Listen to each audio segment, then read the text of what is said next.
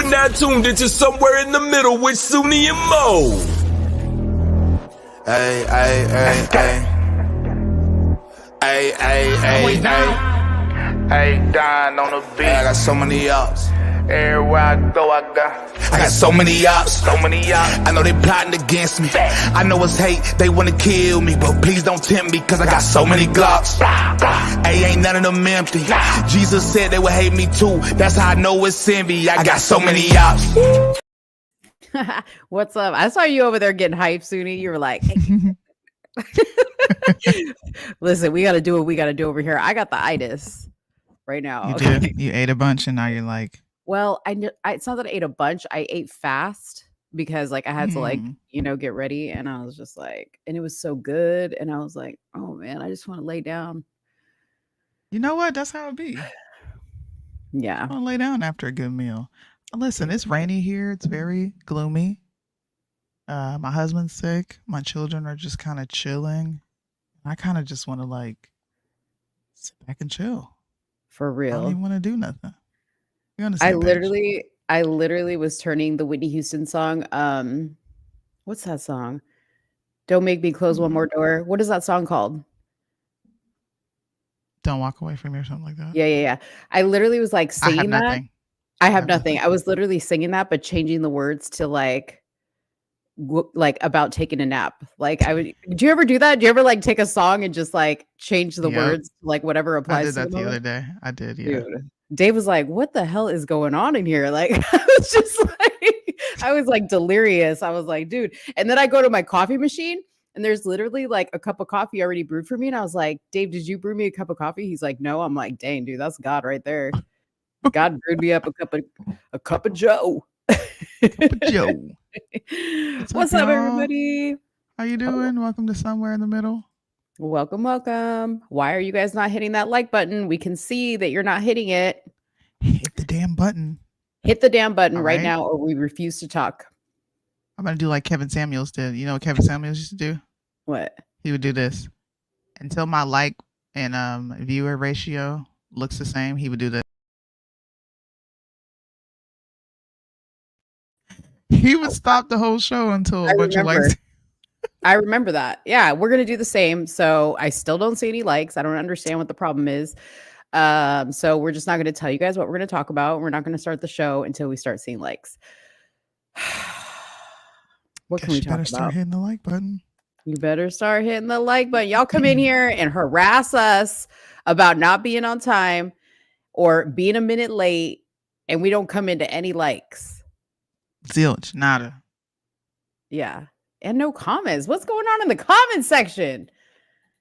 There they are. All right. There they go. Never mind. I'm upset. Thank you, Marlandon, for my son. My son is a welder. He's officially a welder. He graduated today. So proud of him. I worked hard, you guys. I worked hard pushing that kid out. He was 10 pounds.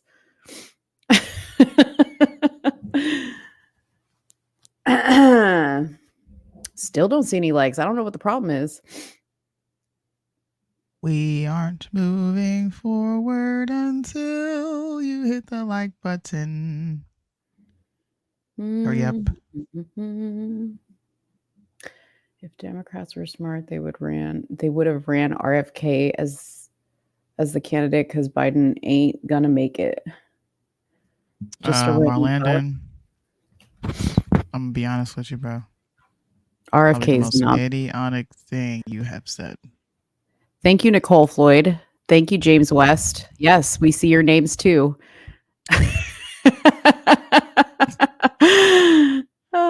Thank you, Carly. Oh, you know what it is? I think we probably only see. How are you seeing all these comments? Facebook? I don't see any comments. Click on your banners on the right and then go back to comments. Sometimes, like when I do that, it refreshes the comments for me. All right. Well, people are saying they're hitting the like button, so I'm gonna take y'all's word for it, dude. What's going on with? Can we just talk about Loza for a second? I know this wasn't on the agenda. I have to. I'm frozen. I have to come back. I don't know what's Okay. going on. While Soonie comes back, let me know in the comments below or wherever you're commenting, who here follows Loza? Put a 1 in the chat if you follow Loza Alexander. I need to know before I even dive into this subject, because if nobody follows him, then this would be pointless for me to even say this. So put a 1 in the chat if you follow Loza Alexander. All right. It like puts you on the other side of me. All right. We got Amy. One person in here so far following Loza Alexander. I know Soonie. All right. Well, What? okay. So he made a live video. Okay. If you don't know who Loza is a rapper who became well known for his Let's Go Brandon hit. Right after they had that like NASCAR debacle where they thought the crowd was chanting F Joe Biden. So Loza made a song about it. It was a great song. Everybody loves it. Well, Loza, we've had him on the show. He's a friend of the show's, and Loza got diagnosed with CML, which is a type of blood cancer, right? So he's been dealing with that for a long time. He's like at negative stage 1. He's not even at a stage yet. Anyways, it's been a long time, okay, with the cancer videos, and I get it. It sucks to have cancer, okay? But I know people that have really bad cancer, okay? And I really feel for them because they're down all the time. Loza is like up and down. It's like watching a fucking seesaw, up and down and up and down. And I'm happy now and I'm sad now. Donate now. I don't want to ask. I'm coming out with a new song, coming out with a new video. Okay, now he is about to have, or he got told that he's going to be needing a, what is it called? Transplant. Bone marrow transplant. Bone marrow transplant. Yes. So that was like 2 days ago.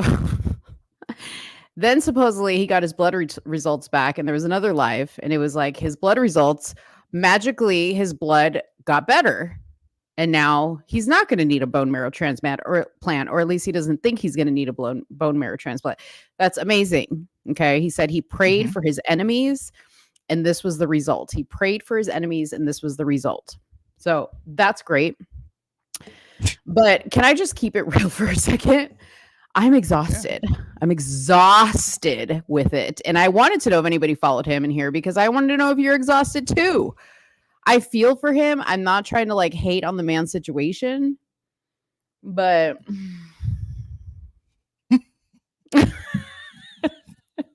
and I know Soonie's in a rock and a hard place. You know, I used to be the nice one out of the two of us, and I'd be like, "Oh, be nice to Loza," and Soonie'd be like, "Man, fuck him." Like she'd be like, "I didn't even answer his phone calls. I didn't answer his messages," and I was the one in there answering the messages, and then I got fucking tired of it. And yeah, I'm worn out. You know what? I saw I thought you were going to talk about something completely different. I didn't even know you were going to talk about this. I thought you were going to bring up the No Diddy song and how he's bragging about that being a hit. Yeah, I heard him brag about it. I haven't seen it anywhere, so I don't know. Okay. Have you seen it? I have. I listened to the song.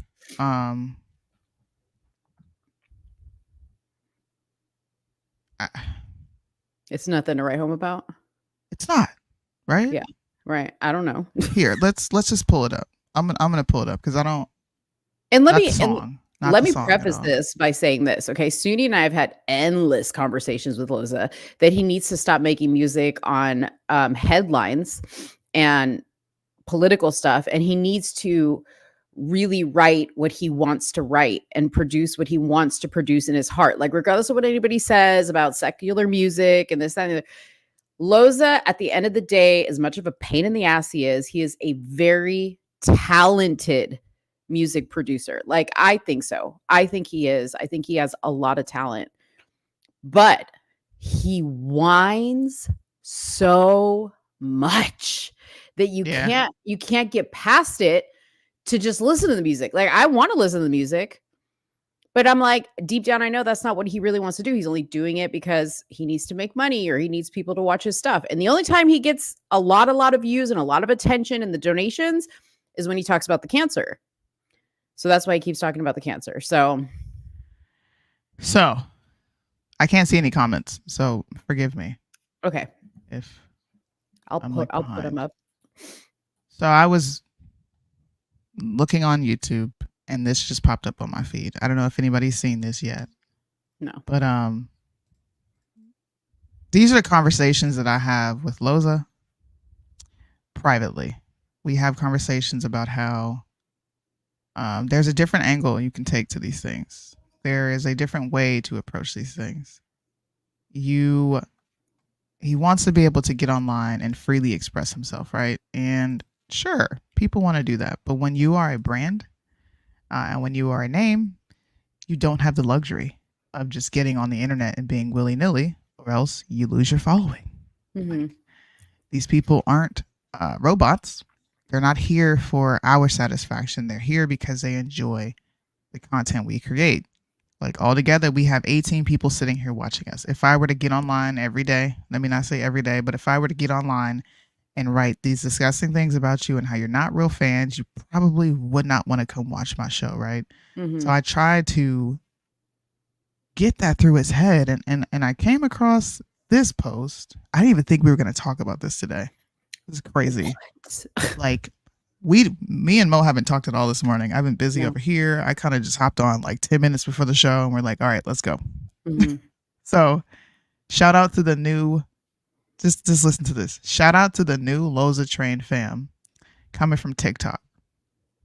They tried to judge me for doing what I want to do, and I ended up coming out on top. 27K on an audio with no music video, but people in the comments complaining mad because I'm having fun. Christians always got something to say, always judgmental. Cool it. I'm a growing Christian myself, but I won't call myself a perfect Christian because that's not realistic. If you don't know what side I'm on by now, something is wrong, but I'm happy and I won't let anyone control me. I'm going to do what I want. I just proved that I can't be boxed in, and I'll continue to be happy, and I'm smiling now. So Loza's live now, but I'm sure someone has gone to his live and said, hey, Soonie and Mo are live right now talking about you. So if he's here, this will be nothing differently than I've already stated to him. Yeah. The song is doing what it's doing because you're talking about Diddy. And that's a huge trending topic. It's a huge trending topic. Right? Mm-hmm. Attacking Christians while yourself claiming to be Christian is a losing strategy. Christians are going to hold you to the standard of what it means to be a Christian. So if you are making this type of music while saying you're a Christian, you should expect that type of criticism. But what you're doing here is saying, haha, Christians, you thought your judgment was going to do something to me, but look, I made a worldly song with Drake's voice on it, talking about a trending topic, and now I'm going to brag about the 27K. Are they there for your talent, Loza? Or are they there because you wrote a song about a trending topic? I'm not trying to like burst his bubble. Mm-hmm. But it gets to a point where when I'm saying something about you live on a show, you know it's bad. Mm-hmm. I don't talk about Loza publicly. I don't talk about our conversation. I don't talk about him at all. When he does his stuff, we'll say anything. Right. But this is getting to a point of, I don't even know where to place you now. Is this real? Or is this you on the internet antics again? Yeah. You're attacking the people that have been supporting you, right? Yes. And then uplifting a new group of people that are quote unquote supporting you. Mm-hmm. And you're saying they came from TikTok. How do you know all these people came from TikTok? How do you know these aren't the people who have been there, but they've just been waiting for a song and you came out with the trending song that they like? Mm-hmm. Why do you have to denigrate your fans to make yourself feel better? Yeah. Why? I mean, It's a losing strategy. TikTok is no indication of anything, okay? Because I'll just tell you right now, I have really good videos that I've posted on TikTok from this show, okay, that don't have anywhere near the amount of views as a 30-second video I have on my TikTok channel of a football player with a bloody ass, okay, has 1.3 million views. It's a crapshoot on TikTok. It's, did you post it at the right time of day? Did you just hashtag it correctly? But here's my other thing that just like really irks me, okay, is the ungratefulness of it all. Because he sits and cries about how nobody cares, nobody supports him, nobody's there for him, okay? Let me just show you something really quick. And Soonie saw for herself what his merch was selling, okay? To date, and this is a separate fundraiser because at one point, I think he was up to like $80,000 because somebody donated $50,000 to him in one donation, okay? And here he's got 11,000, okay, dollars. And I get that he's saying he's using that money for his cancer battle or whatever. I'm not judging that. I'm not judging any of that, any of the money, nothing. It's just the ungratefulness that just like gets under my skin because he posts some merch that he doesn't really put any work into. He just found a vendor that has really cool things and he slapped some like half-ass phrases on it. Like if you look at the merch, it's nothing special. He literally just like went in there and like put Lozatrain on a sneaker, or he has a cup that turns different colors, when you fill it up with hot liquid or cold liquid, and it's cool stuff. But there's no work put into it. And I'm happy that you're selling that stuff. I am. But stop being ungrateful. Because there's people like us out here that don't go after people. Don't sit like Sootie's not up here going, oh, like I'm sick. And, and I'm not up here singing all the woes that I have in my life. Right. Or anything like that to get you guys to have sympathy towards me. And I get that he has cancer. I'm not trying to say that. But what are you doing? Are you wanting to grow on the cancer stories, or are you wanting to grow on your talent? Because you have talent. You just don't believe in yourself enough to stick it through. You read the 1 to 2, 3 negative comments, okay? And that's all you see. Because when I go to your comment section, all I see are people supporting positivity. You. Yes. Yes. Positivity. I told him that. Yeah. I told him that. But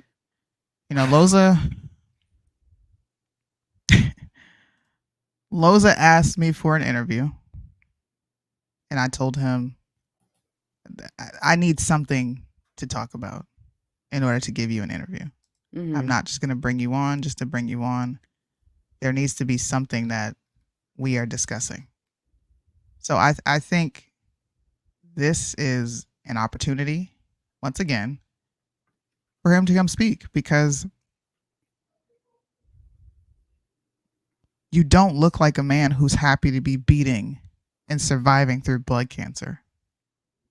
You look like someone who is I've told him this himself. You sound like an entitled brat. I wish I could raise 11,000. Do you know how big this show would be? Mm-hmm. You know how big this show would be if we can get 11K? You know how big this show would be if I drop merch and automatically off rip I got 50 sales? And I've had these conversations with him personally, but you're experiencing literal support, bro, on a crazy level that I wish I could experience support. And look, I'm not jealous of him. My moment will come. Whenever we get there is when we get there. It's a slow burn. It's a slow grind. Nothing worth having comes easy. That's how I look at it. So if I have to work at this for another 5 years, I'm totally okay with that. I swear to God I am. Like, I'm not going to trip out and be like, man, you fans suck. Yeah. Y'all don't care about me. Y'all don't want to do this. Y'all don't want to do that. You can't attack the people that are following you, bro. Like, you just can't do that. So honestly, if he really wants an interview, this is the interview right here. Why are you so ungrateful? Yeah. And we're not hating. Okay. We're not hating. I am the most nicest person. But dude, when you have gotten me to a point where I'm like fed up, I'm fed up because I can't be sucked into the negativity that you just like spew out. And Loza, I have so many messages that I have sent you saying such nice things and have gotten no response from you. Okay. When we were trying to get you to just share the interview that you did on our show, you wouldn't even do that. You have yet to do that. And you want to come on again. You never share anything we do. So like it's reciprocal. Like, why would you want support? You have to show support. Because at some point you're going to even wear down those TikTok fans that are coming, to support you. They're going to do the same thing everybody else does, which is like, dang, dude, every time we come here, it's something. So he's live right now with 67 people watching. Mm-hmm. Yeah. And he just got a donation of $50. Like, come on, bro. Yeah. Come on, bro. It's crazy. It's crazy. I'm like, what? Well, and I don't know. The offer's there. Okay. The viewers do what you do, right? The viewers create connections half the time for us. Yeah. Because they'll go in the comment section and be like, hey, Soonie and Mo talked about you. I have his number, right? He's live, so I'm not gonna, matter of fact, I'm gonna message him and be like, look, you got an interview? Come over right now. You got an interview, but it's not the interview you think you're gonna have.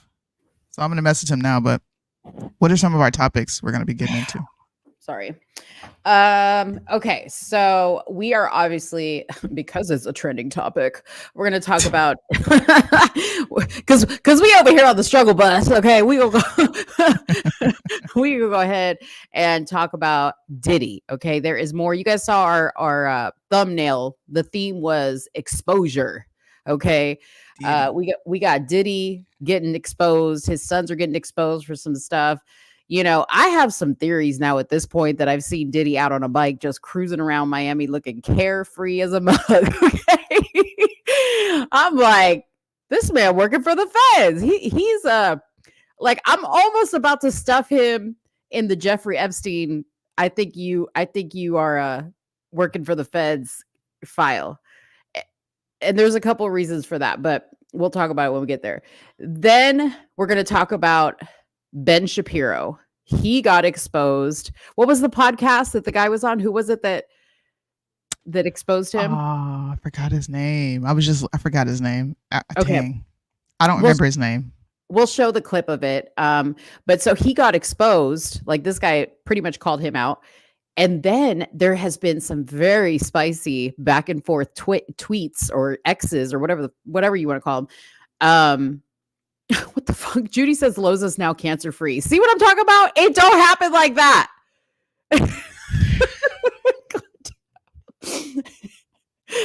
Somebody, the Bureau of Investigation, I'm speaking to you. Please go over to that live and tell Loza to come on over here. Okay. We need to talk to him. Tell all his little 65 followers to come on over to somewhere in the middle, and we go have this conversation with him right now. Okay. So him and Candace have been going back and forth on Twitter, and we got the tweets. It's getting spicy over there. Soonie's getting impatient, okay, because she needs Candace to expose, because she said, when I start talking, because Candace said, when I start talking about the things that I've had to go through, and Soonie texts me, she's like, come on now with it, come on right now, like, what's taking so damn long? I'm like, Soonie, she probably got to consult with the lawyers, like, she can't just come out and because man, like, listen, it's real ones over here who been saying what you saying and what you about to come out and say, and I need you to hurry the process up so that I can capitalize, because that's what's going to happen off of the fact that you are repeating and regurgitating what I have already said to people, and they think you're crazy when you call it out.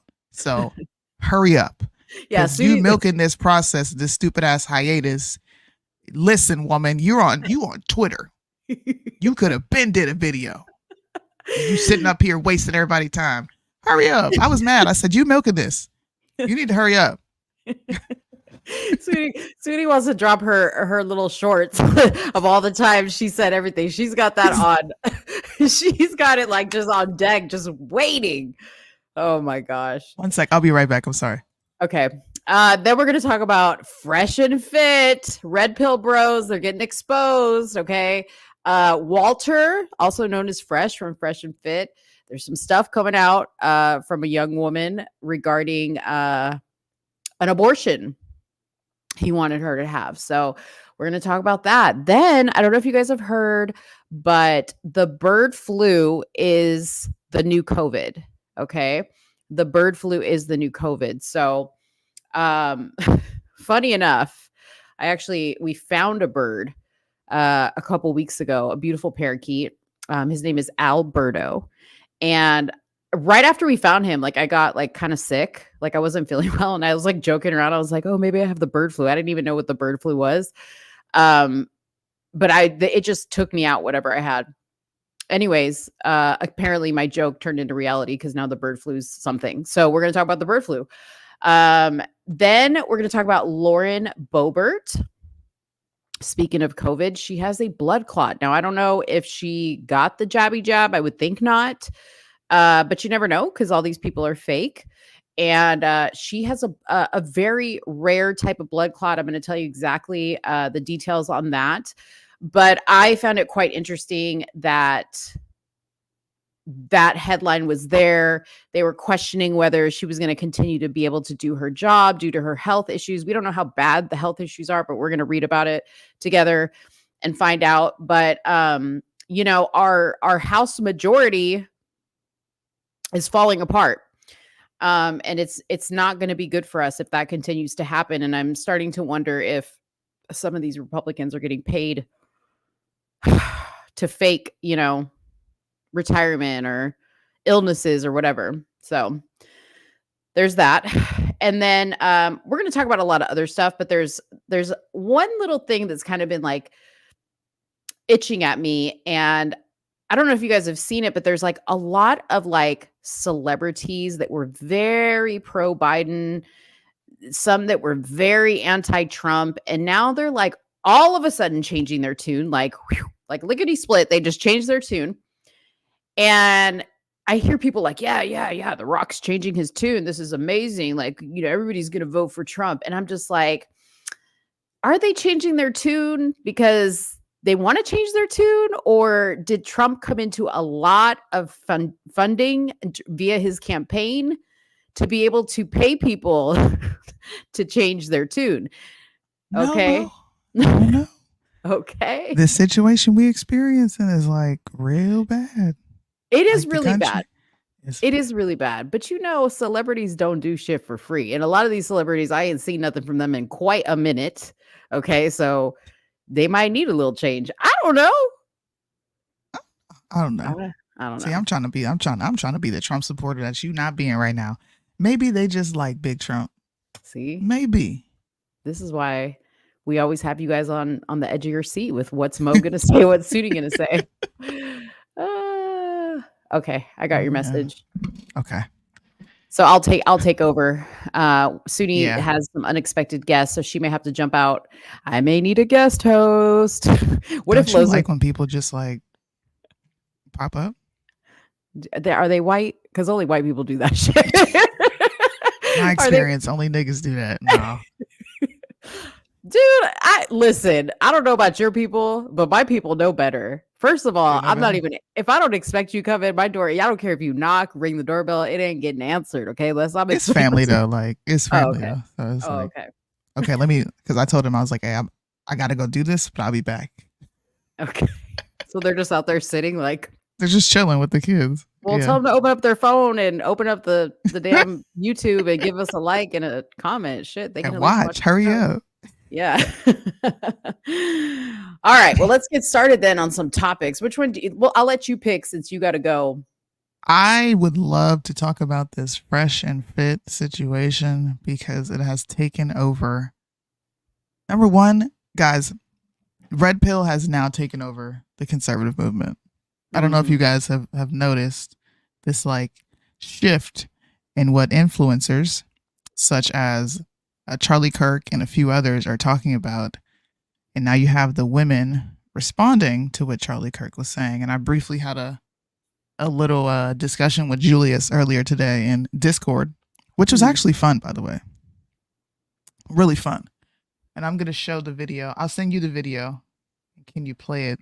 Because I'm not connected to my Mac right now. Okay, you're gonna send it to me on WhatsApp, or you sent it to me already? Send it to you on WhatsApp. Okay. So Charlie Kirk was on a stage, of course, at a college, doing what he normally does, which is just dunk on dumbass people who really don't even have a real understanding of the concepts that he's putting forth. They're just arguing, right? So he says something to the effect of, the older you get, right, as women, Mm-hmm. the more devalued you become because of things like fertility, youth, beauty, such as that, right? Mm-hmm. So there is like somewhat of a backlash from him saying this. Mm-hmm. And you now have, remember I called them conservative Nazis? Mm-hmm. The conservative Nazis have come out in droves to somehow label him a misogynist or something to the effect of like, you're a misogynist. How can you say this about women? Da da da da da. And I was just sitting there like, number one, this is a tired conversation, right? We've already had the shock value of women decreasing value over time. Okay, we get that. You're bringing it back up again to a new audience and expecting different results. And I just sent it to you. Got it. Let's listen to what he has to say. All right, here we go. We've basically told a great generation of young women, don't get married, don't have kids, go get a corporate job. And it's created mass political hysteria. And then in their early 30s, they get really upset because they say, the boys don't want to date me anymore because they're not at their prime. And people get mad when I say that. Well, it's just true. If you're in your early 30s, I'm sorry. It's like you're not as attractive in the dating pool as you were in the early 20s. But again, you have your corporate job and cats. So I thought, we've basically told. Do we need a white reincarnated Kevin Samuels? Do we not have enough of these podcasts all around the internet? Now, we both agree with what he's saying, right? I don't disagree. Everything he's saying is true. But it's like the conversations surrounding this that is sending me. You have Pearly Things who pipes in, who is, I can't stand her. She's a female representation of Red Pill. You have a lot of conservative Nazis on Twitter chiming in. You have argumentation about single motherhood. You have all these dumb conversations that we've been having for years reemerging. It's like trying to reinvent the wheel. Yeah. Is what I feel like Charlie Kirk is doing. And this is going to segue into the next subject of Fresh and Fit. But I feel like conservatives lost their niche because Trump is gone. So now they're just like grasping at string. At shocking topics.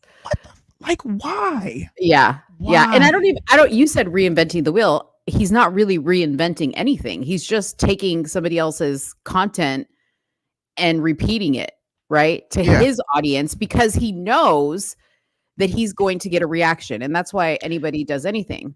That's exactly. He knew he was going to get a reaction. He said it. And now you have the internet talking about what we've been talking about for how long? Like, and this is a point that I brought up to the people in the Discord chat. When you tell a woman, or you're getting at the fact that, hey, you're decreasing in value, and you keep saying this to her over and over, she is going to start to resent getting older. Okay? And this is why I believe a lot of women try to retain their youth by getting Botox and plastic surgery. I just found out that you can get Botox in your eye, underneath your eyelid. In your armpits. Bro, I had no fucking clue. Yeah. But I don't think these conversations are being had with any like brain power behind it, or any like foresight of, okay, how is this going to affect us in the long run? Is this going to be beneficial? Yeah. Can we have more nuanced conversations centered around it? We can, but can we do it in a more educated way? Yeah. Because all you're doing is saying, you're saying what Kevin Samuel said, you're saying what Fresh and Fit said, you're saying what so many red pill motherfuckers are saying, and then you know who you're gonna bring on? You know who you're going to entice to come over to the side even more?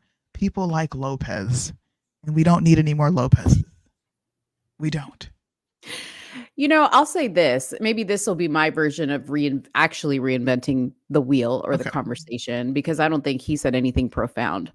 And this may be me kind of changing my tune a little bit on it, because you know, there was a time that I don't know if I was just annoyed with these like younger generation women who are like, I can do it all, like that type of attitude.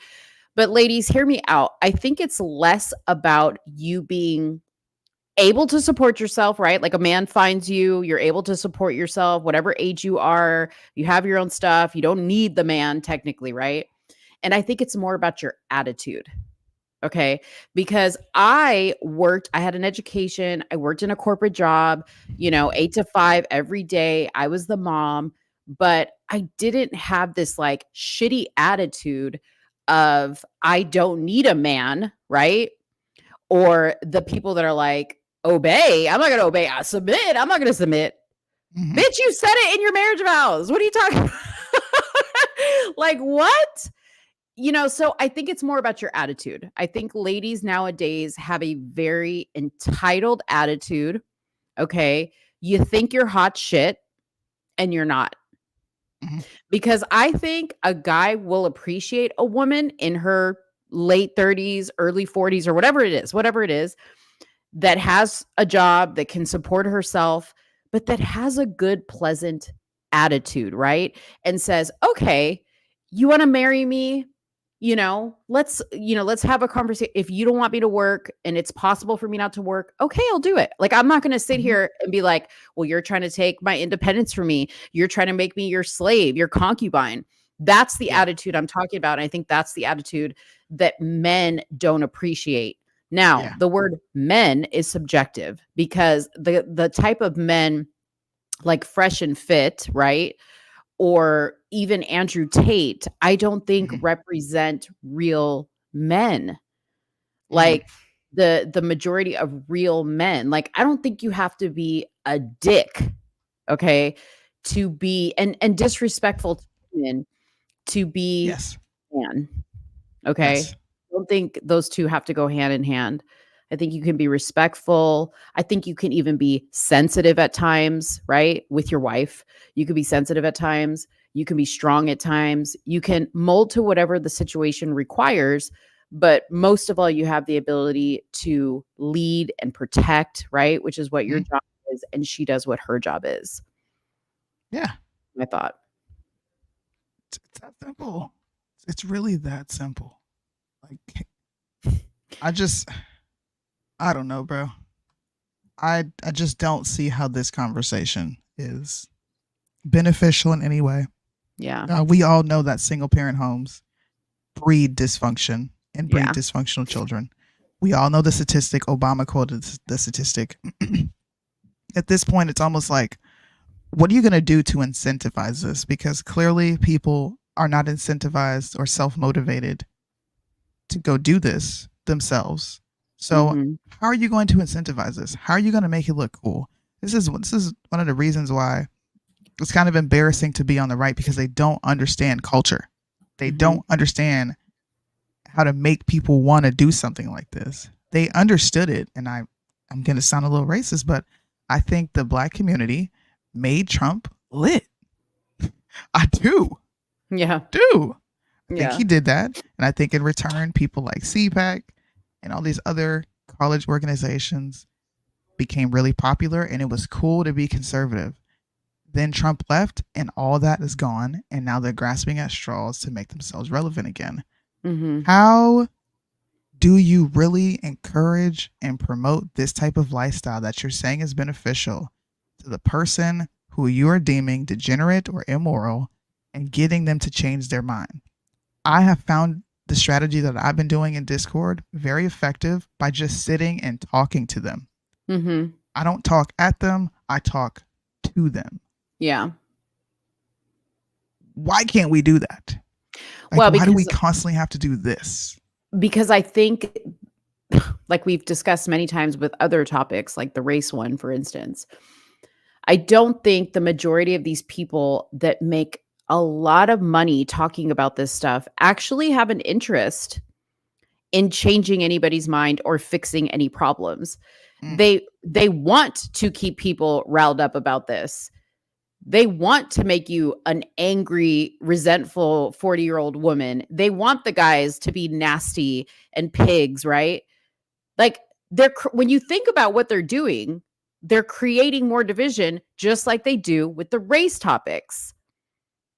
They don't have an interest. See, that's the problem. And that's probably why we don't have a big platform, because I think sometimes we're actually here to like talk about solving problems. And that's not as exciting and salacious as causing the problem is, right? Causing the problem brings a lot more views because, truth be told, people like messiness, people like drama. Okay. And sometimes having a conversation like you have on Discord is not always going to be drama. Sometimes it's actually going to be like, wow, this is a really cool conversation. Like, and people get bored with that. People get bored with that. They do. It's they want to crazy. see fight. But I think, like I say, I think we will have our moment, and it'll be a great moment. And I'm just gonna sit and be patient and let the chips fall where they may. So Candace, hurry up. She You're said, in "Be London? patient." She said she's gonna be patient. Then she said, "Candace, hurry up." I get that you're in London, but you need to make your way back to the States and make it do what it do. You and Ben, y'all need to make it do what it do, please, because we can't take it no more. Okay. It's just too much. It's too much. We'll talk about Fresh and Fit because we're about to move into Candace. You haven't even talked about Fresh and Fit. I'm sorry. Fresh and Fit. You guys know who Fresh and Fit is? You guys, the red, are they the manosphere? I don't know what they call themselves anymore, but the red pill community just got exposed. Yeah. For being fucking hypocrites. Walter. This guy right here who goes by the name of Fresh got a thotty McHottie pregnant. Yep. And he is asking for her to get an abortion. And this comes after telling men of the importance of fathers. I'm going to show you the text messages between them both of where he is completely abandoning, and yes, I mean abandoning, all the things that he used to stand for. And what's interesting is you have people like Pearl. Hold on, let me pull this up. You have people like Pearly Things coming to his defense, which is why I think this is a losing strategy for conservatives, because once again, you're behind the times. Okay? So this is a tweet in response to people who are criticizing Fresh, which was a guy we just showed you who runs a podcast called Fresh and Fit. She is calling women feminist because they have been given the freedom to do whatever they want and don't want the responsibility that comes with that. You also don't ask any questions. And she's responding to, I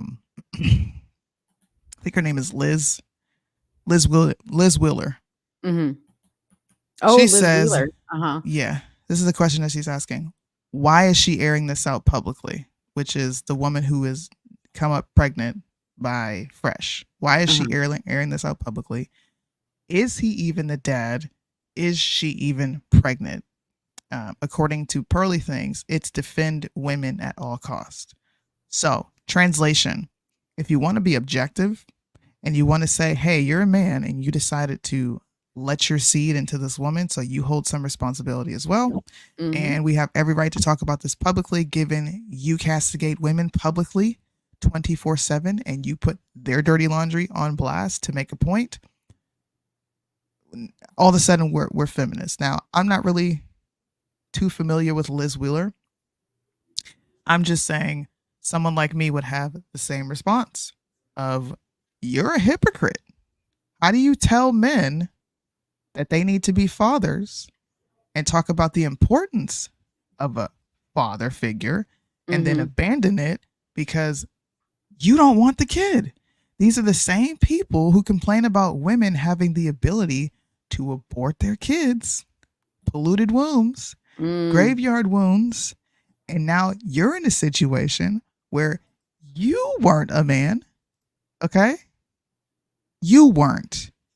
You weren't holding yourself to the same standard that you hold other people to, and you got caught up, and here we are.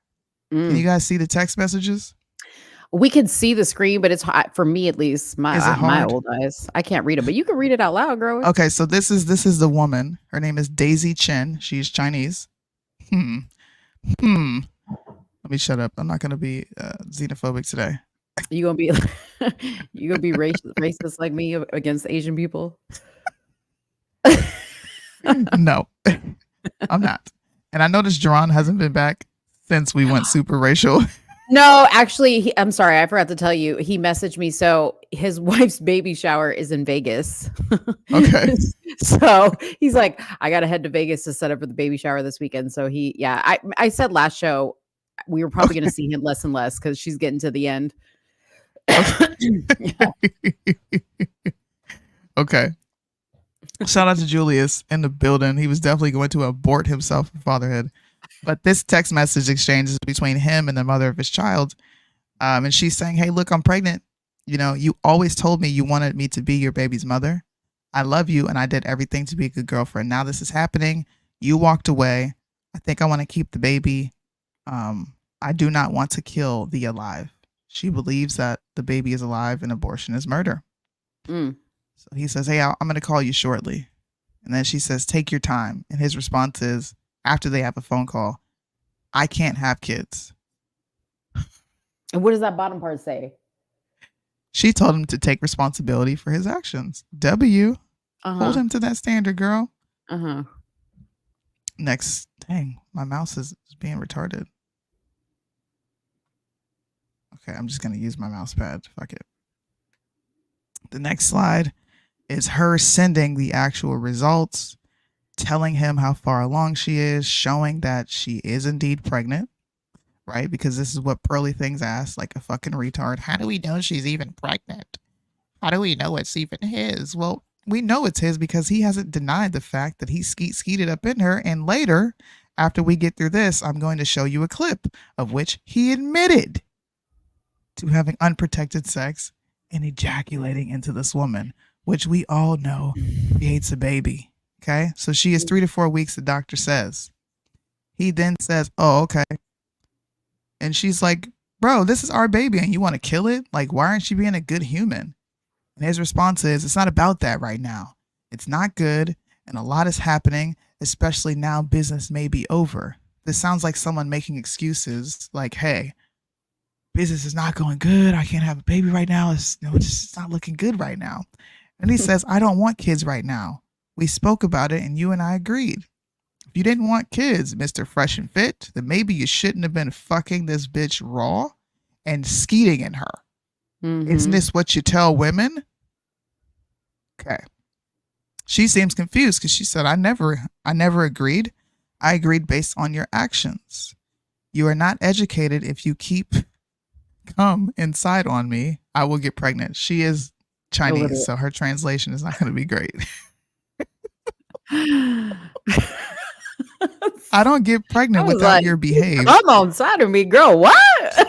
She's saying I can't get pregnant without you, you doing this thing, right? Yeah. Words mean nothing, man up. I'm not saying I want to be with you. I don't, because you're nothing to me. But the baby's innocent. You should have a kid with someone you are in love with in the same household. It won't be what you expect. Man up, I'm telling you now, so you know. And then she's just like, look, I don't expect anything from you since we're not together. I got pregnant when I was with you, when I was in your house, and when I was in love. You wanted to have the baby, and if you didn't, you shouldn't have come at me with your own pleasure, which I agree. Be logical and be a man. I can't get pregnant by myself. And he just says, they be talking a lot through WhatsApp. Where's the text messages that said he wanted to have a baby with her? How come they never showed that side of it? They always show like the aftermath. I want to see all the lovey-dovey text. Maybe it was like a verbal exchange, which we all know happens, right? Maybe this was pillow talking. They had a moment where they was pillow talking, and he was probably saying all the right things. Mhm. Listen, men do this. We men, stop pretending like y'all don't be telling women what they want to hear. Talking about, do you want to have my baby? We know men say that. I don't know Yeah. why they say it, but men say that. Yeah. And maybe it feels like it gives them a sense of ownership over the woman, like I'm about to impregnate you, so you're mine forever. But let's not pretend like men don't say these things. But men say a lot of stuff when they try to get in your pants. Exactly. So she asked him, like, if you don't want kids, then why did you come inside of me? And he says, also things happen, and yes, feelings change, but bringing a kid into this world without parents' love is cruel. And then listen to this. We both thought you wouldn't get pregnant. This is a man who is giving millions of other men advice on how to be men. And you say, well, we thought you wouldn't get pregnant. Why wouldn't you take the proper precautions to make sure you did not get this girl pregnant at all? Yeah, because the only 100% way is to not have sex. Not have sex? Yeah. Are there more text messages? I There live for this. are. Oh my God. Okay, first of all, let me just say this. Number one, they've said the word come way too many times for my liking. I'm uncomfortable. Okay. Number two, does anybody else just like love to read other people's text messages? I'm so here for this. I hope there's lots more. Okay, keep going. There is. So she responds to him and she's like, bro, I was joking. Right?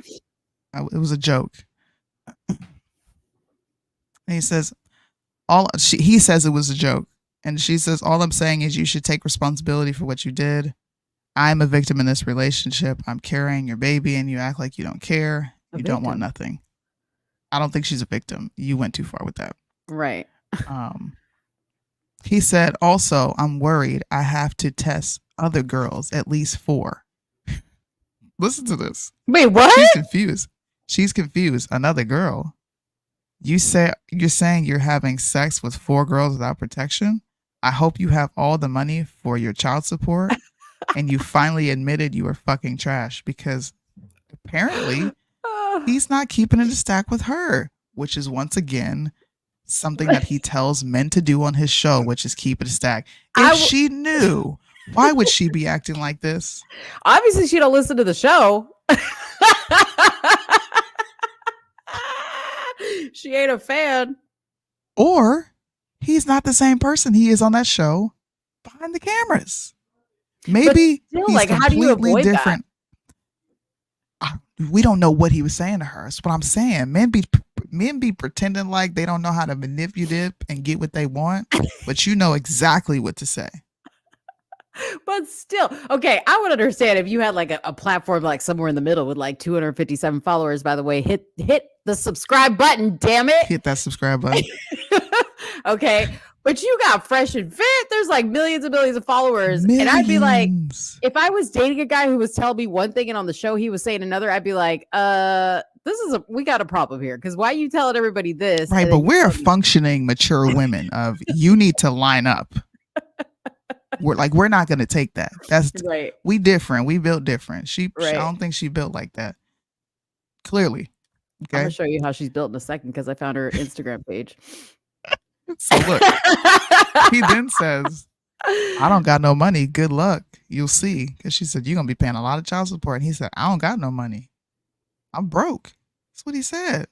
So this is her going through the entire thing, which is what I already laid out to you. She met his family. He met her family. What? He's defended her on the podcast from rumors. That's the moment where she fell in love with him. Once again, I said men know what to do. Security and stability is a number 1 turn on for women. If you provide a woman with that, you got her. You got her. Haley, I'm gonna show you her whole page. Just give me a second. Let's Soonie get through this. This is juicy. So she met his family, all that jazz, right? Defended him on the podcast. And then she said, but this is where the game begins. She left Miami January 8th, traveled back to China for the Chinese New Year. The night before, we had a serious conversation.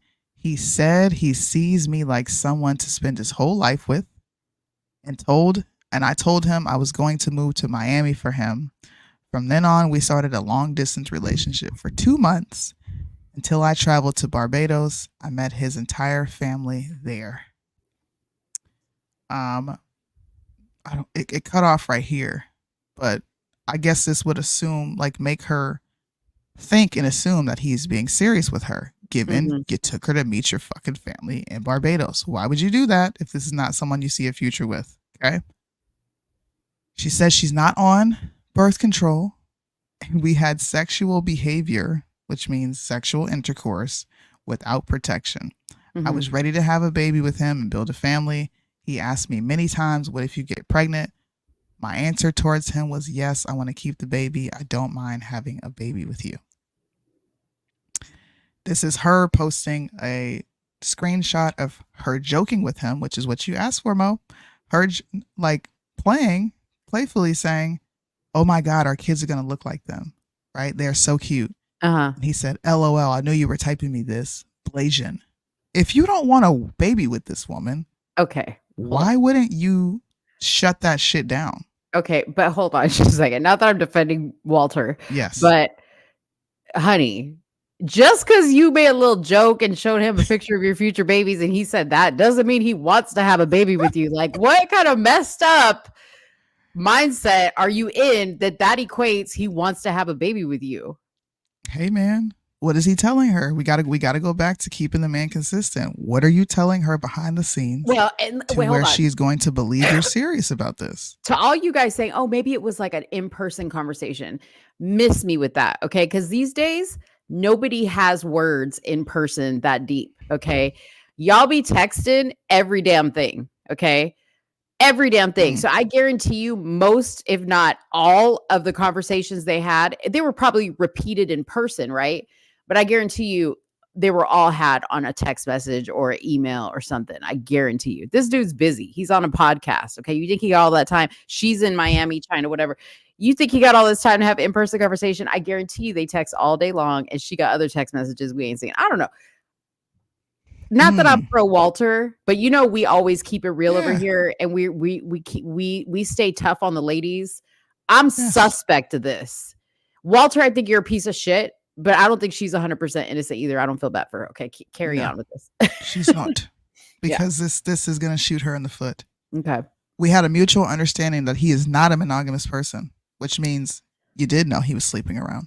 Right. That me and him both needs our own space. So I suggested him to help me rent an apartment. He said, I want you to have the things you want, right? 10 days later, a morning after we had lunch with his sister, he broke his promises.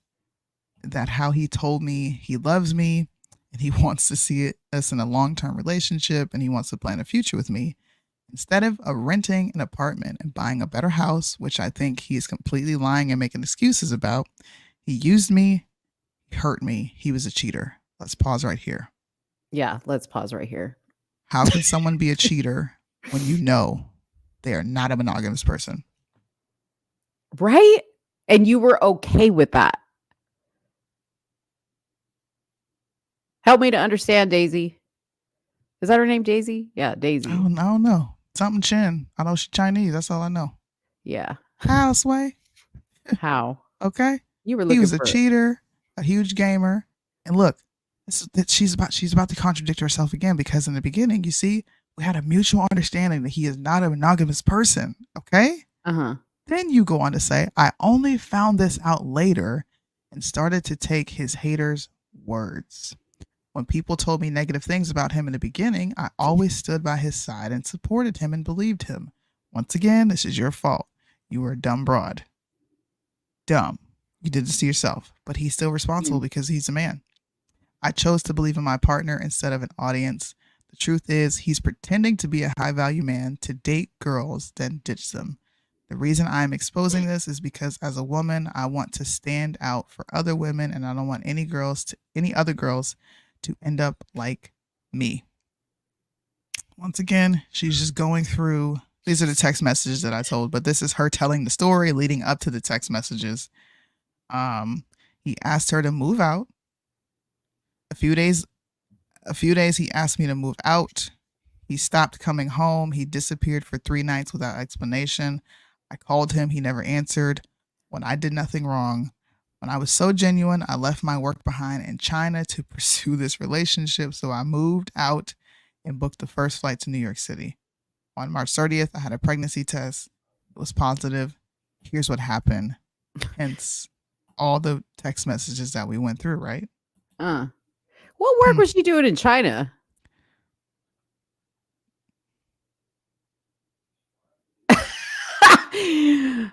Ancient Chinese secret. Okay, go ahead.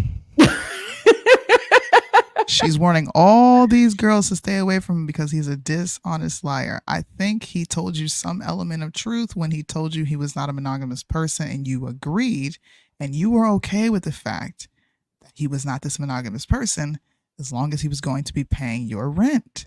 Your complaint was, instead of getting an apartment for me and getting a better house, you decided to go off and cheat. You can't cheat when you know someone is going to be with multiple people. That's just not how it works, okay? It's not how it works.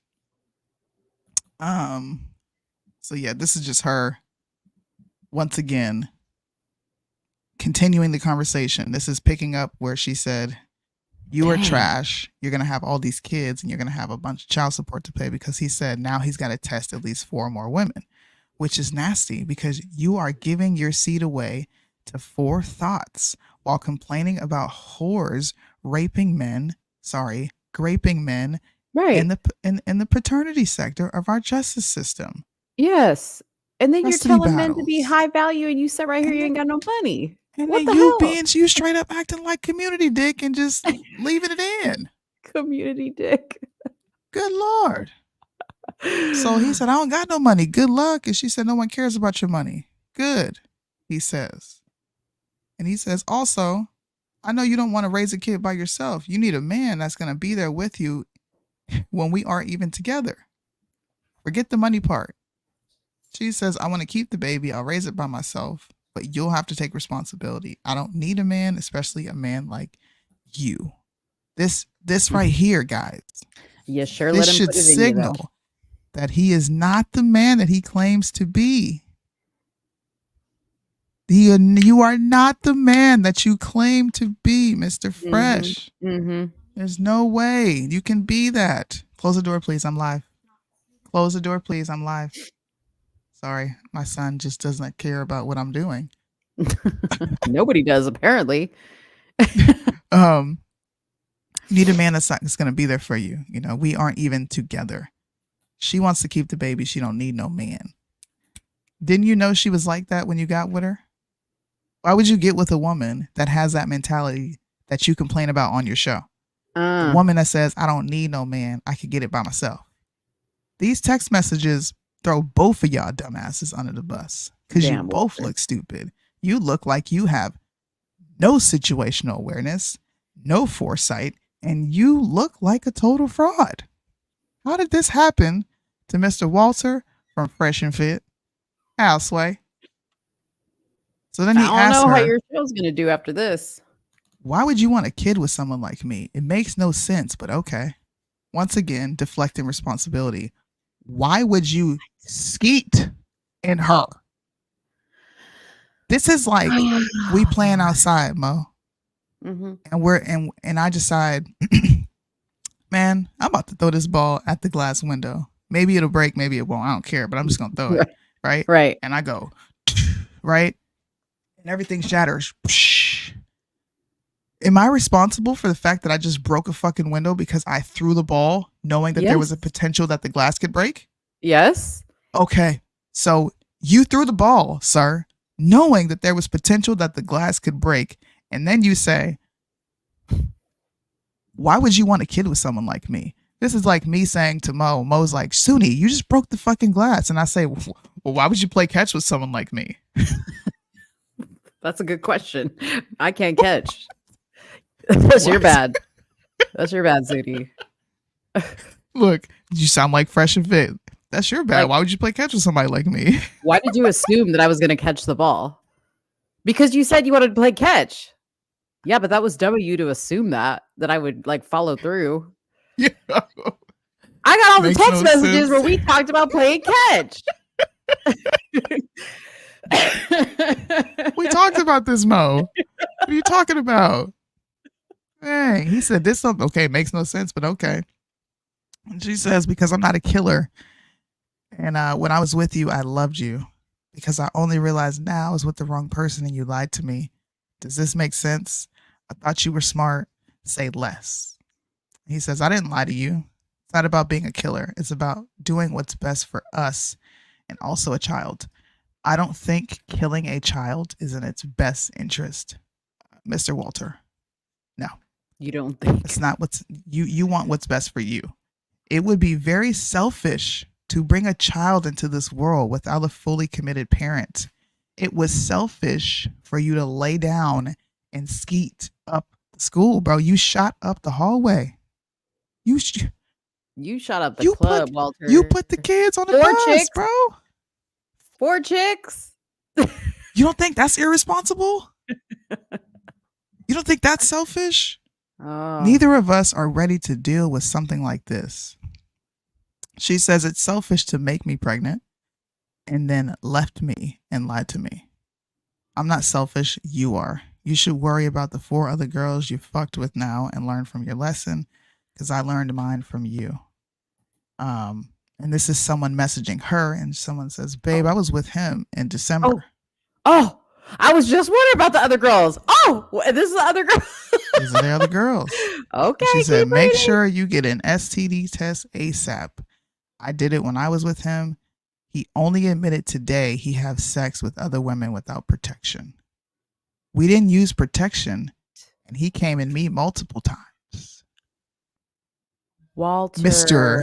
Mr. Walter, who preaches about the importance of fathers, right? Oh.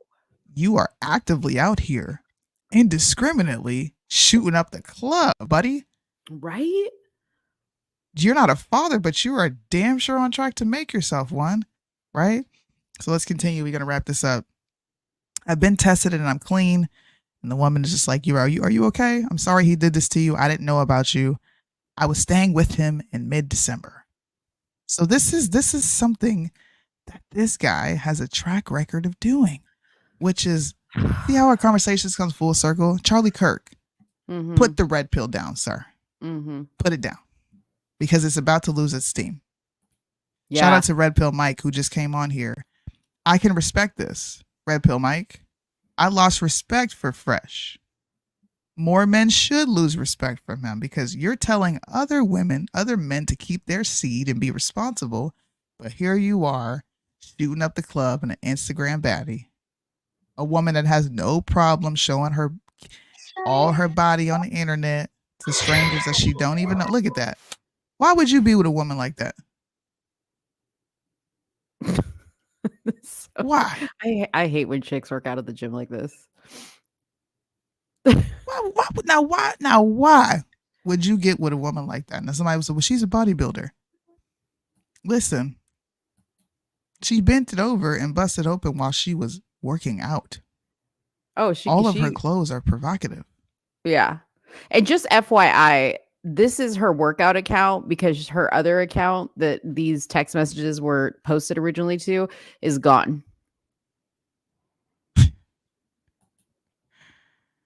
You know, no age. The type of woman he's dealing with.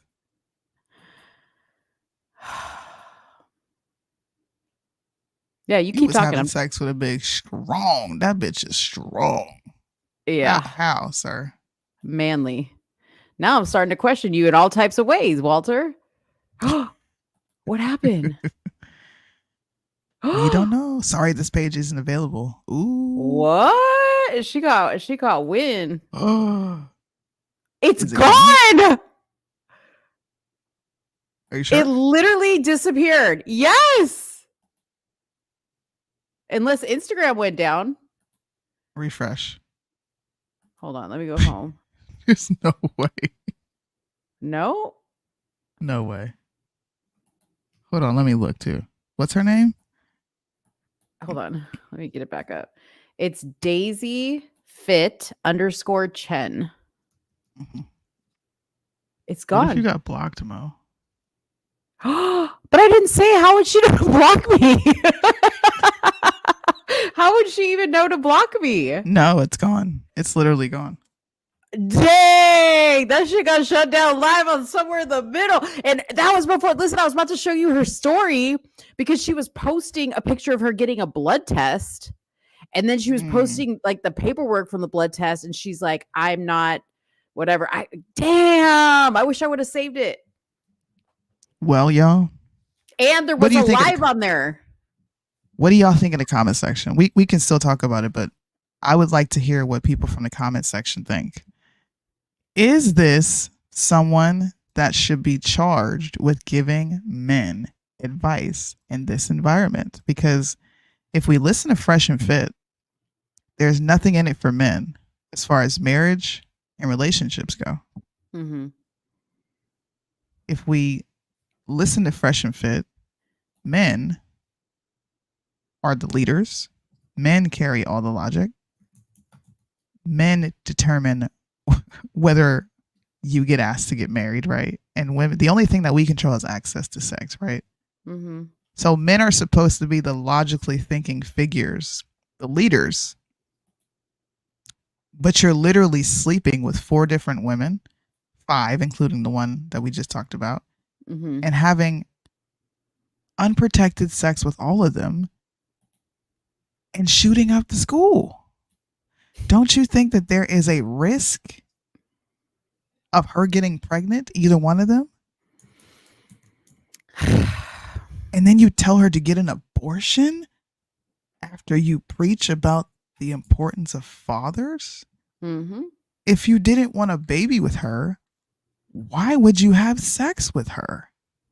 Or any of the other 4 that you were going to get tested. Or any of the other 4? Why would you do that?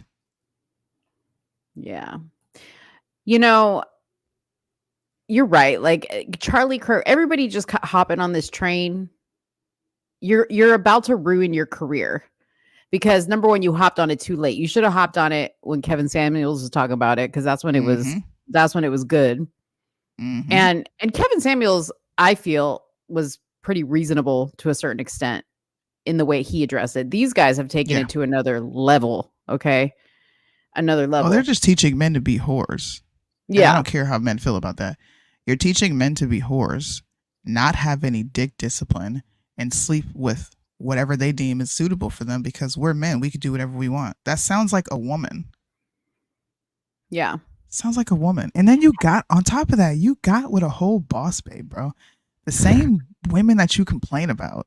Yeah. I don't need no man. I don't need you. Yes, you do, ma'am. That's the father of your child. I want to run this clip real quick. And then I got to dip off. I'm so mad because I want to do the show. I want to talk about Brick and Candace and everything else. This is a clip from today. This is from his most recent show where he is responding to all these things, all these quote unquote allegations against him. Mm-hmm. And this is where he openly admits that he did sleep with her and he did, skeet up in that. Shout out to Julius. He's the one who actually got me the clip. I appreciate you, man. First and foremost, We do have the phone call. we do have the phone call, but I will say this. I personally should not have nutted within a 304 like this. Now, granted, things happen, whether true or not, but like you said, James, I'll keep my mouth shut because I have some info here I want to share with the chat. Did you hear the excuse that did you hear the deflection? Mm-hmm. I shouldn't have nutted in a 304 like this. Why are you sleeping with 304s like this? Right. This is the equivalent of what women do. Women sleep with shitty dudes and get upset when they get pregnant and get all butthurt when they end up as single moms. Mm-hmm. You are doing exactly what women do. You are skeeting in them and then getting mad when they end up pregnant and doing what you say 304s do. Yeah. This so is where's why your discernment as a man? And I can't wait to hear what else he has. Is there more to this? No, I just wanted the clip where he just literally said he did it. Oh, shit, because I wanted to hear the rest of it. But this is why I say men or women, doesn't matter whose mouth it's coming out of. If the person that is preaching to you about how to do this, that, and the third, okay, make sure that they have the credentials to back up what they're saying. Don't listen to people talk to you about relationships, who aren't in a relationship. Don't listen to people who talk to you about marriage who are not in a marriage. Don't listen to people who talk to you about kids who don't have kids. I know a lot of people will say, oh, well, it doesn't mean that I can't talk about it. Personally, listen, the proof is in the pudding. Okay. These people who have no credentials, y'all are zero. Okay. You have not changed my opinion on this one bit. I don't care how many things you've read and podcasts you've watched. You have no idea what you're talking about, and the proof is in the fact that you yourself do not have a relationship, a substantial relationship. Yep. Please. I have the phone call. You want to hear that too? Yeah. Okay. That's what I wanted to hear. Yes. Yeah. So this is a leaked phone call. They said alpha male Fresh and his alleged girlfriend that has circulated on X. The conversation and screenshots of the messages were uploaded to an Instagram by Fresh's alleged girlfriend, Daisy Fitchin, which does not exist anymore. The woman can be heard saying that she wants a baby because I don't want to kill the baby. I don't want to kill nobody. It goes against her religion. We don't kill. All right. I want the baby because I don't want to kill the baby. I don't want to kill nobody. Oh, wait a minute. I don't want to. Pause. She's a whole immigrant. Yes.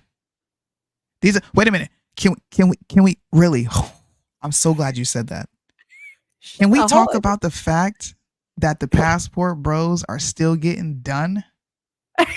They claim to be going to these countries to get away from Western women, but you ultimately ended up with a Western woman. Pretty much. Who is now, she's not listening to you. She's not saying, I'll be submissive and go kill my baby. Yeah. She said, fuck you. I'm keeping this baby. I do for you. No, she's not saying Bark that. like a dog. She's not doing that. She said, absolutely not, sir. So passport bros, take this L on the chin. You're taking an L. You're not. They just give you a pill and it's over. No. I'm pregnant. No, but that's what I'm saying. The pill, they just give it to you from a doctor and then you're good. I am pregnant. I can't pretending like nothing happened. I can't. In my religion, we don't kill. You're not killing. You're not killing. Okay. I want to keep the baby. Okay. Well, like I said, I just don't want any kids. No. Okay, so what you gonna do? And what you gonna do to me? Nothing. She wants a payday. Well, why did I do anything to you? Nothing. Why did I do anything to you? No, I know. So, like, how are you gonna deal with this? By saying I don't want a baby? That's all? I mean, let's go to the doctor, I guess. To the doctor? So you want abortion? I mean, yeah. Why do you want a kid now? And why do you make me pregnant now? That's I'm like, there's no way that's true. But then I said, oh, wow. Like. So just think about it. It's meant to be. God wants you to have the baby. I'm sorry. Bro, listen, I'm on a Reddit thread right now, and it literally just Daisy Fit Chen just removed her Instagram. Like, what the fuck? It happened live on her show. You saw it here first, bro. You saw it here first. You have to make that a clip right away, bruh. She just said, God wants you to have this baby. Bitch, did you just... No, you did not bring my Lord into this and say he wanted this. First of all, y'all were having premarital sex, which is a sin. Second of all, this ain't your husband. Third of all, you a whole thought box out here. Don't be bringing God into this mix. God ain't have nothing to do with what unholy madness was going on behind them closed door between the sheets. Lynn, her TikTok, I just checked, is down to something's up. Something is up, okay? First of all, let me say this. I know I said a couple of shows ago that Asian people are typically believable because they look like cartoon characters and sound very believable. But just hearing her voice, she sounds very conniving. She said, God did it. She was like, no, she was like, what you gonna do? Like, what you gonna do? Like that was code for, well, how much are you gonna pay me to not have this baby? She is looking for a payday. That's true. That's what she's looking for. And she's like, well, that's it. You just want me to get an abortion? No, That's I don't it? kill babies. The fuck you don't? When y'all have too many girls in China, y'all kill them. What are you talking about? Ooh, shots fired. What are y'all talking about? Daisy, Walter, we came for you enough. Daisy, you next. Get this work, Daisy. Definitely not. It is. God wants you to have a baby. 7 years never happened. And then you're fucking me for a month and I'm pregnant. What does that mean? Well, now I just think about it, if you force me to kill the baby, then you're a sin. Well, we already sinned by having sex. But it's too late now, you know? But honestly, We don't have the entire call. I'm still looking for the entire call. I want to hear what was said in its entirety. Dude, Daisy is, listen, Daisy is a whole Chinese mail order slut. And Walter, you're a slut maker. And to be honest, he's a very ugly man. So we all know that y'all are with him for some sort of status, because this dude is not attractive in the slightest. Not in the slightest. What are you looking at? You need to show us all. Oh, because I was trying to find images. Something weird's going on here. Okay, so apparently her Instagram went down yesterday too. And then she posted this that said, he hacked me. How's he hacking you? I don't know, dude. This is so juicy. Look at this. He got with an Instagram. Hold on, pull that picture up, both of them right next to that one. Right there. Oh, you got with a whore. God. You knew this girl was a whore. You knew it. Y'all was loving on each other publicly. When Come I on, first bro. saw you, I knew you were the love of my life. This is juicy, Soonie. This is way juicy. What is all this? Y'all, our feeling for each other was genuine. I gotta go, man. Damn. This is a good topic though. We could just stay on this all damn day. We could stay here all day. We don't even gotta talk about nothing else. This is the biggest L that the red pill community is going to take, bro. You got a thought box pregnant while critiquing thought boxes. How do you sleep with what you hate? You see this? How? She can't even spell his name. She said Frosh paying for a 30K bracelet, then coming up with a paywall idea. He has rocks for brains. Someone said, is this Fang Fang that Swalwell slept with? The Chinese spy. Dang. Fang Fang. We have to find it somewhere. I don't know if the entire conversation is posted, but while I am looking for it, while I'm off, I'm sorry, I'll be looking for it and I'll be feeding Mo information. I'm so sorry. I'm so mad. I'm so mad because I just want to sit here and just like look at all these things. Because like here's them talking about the bracelet. She's saying it's fake. First of all, the fact that she has made it like whoever this account, whatever. Let me see what this account is on Reddit because she got a lot of stuff. You would hate on me for being on Reddit. Now look at you. I never hated on you for. Can you play Myron real quick? He is such an emotional man. Look at his ass. Emotional, crazy bitch. This crazy bitch. Why can't I hear it? I can't hear it. Oh, sorry. I was like, oh my God. Sorry. I was He all looks like in a it. psychopath. He I looks w- like women losing their minds on the internet. I don't even understand what this is. Oh, wait, hold on. Shit. I keep fucking forgetting to. You got to send me that. I'm going to make so many clips tonight, Mo. Please send me that. Send me that whole thread. Dude, tell your guests to leave. This is not the good time to come right now. Put them on the live real quick. I need to tell them to get the fuck out. Is that your brother? Is it your brother? No. Hey, y'all hear me in there? Y'all got to get the fuck out. We got to show.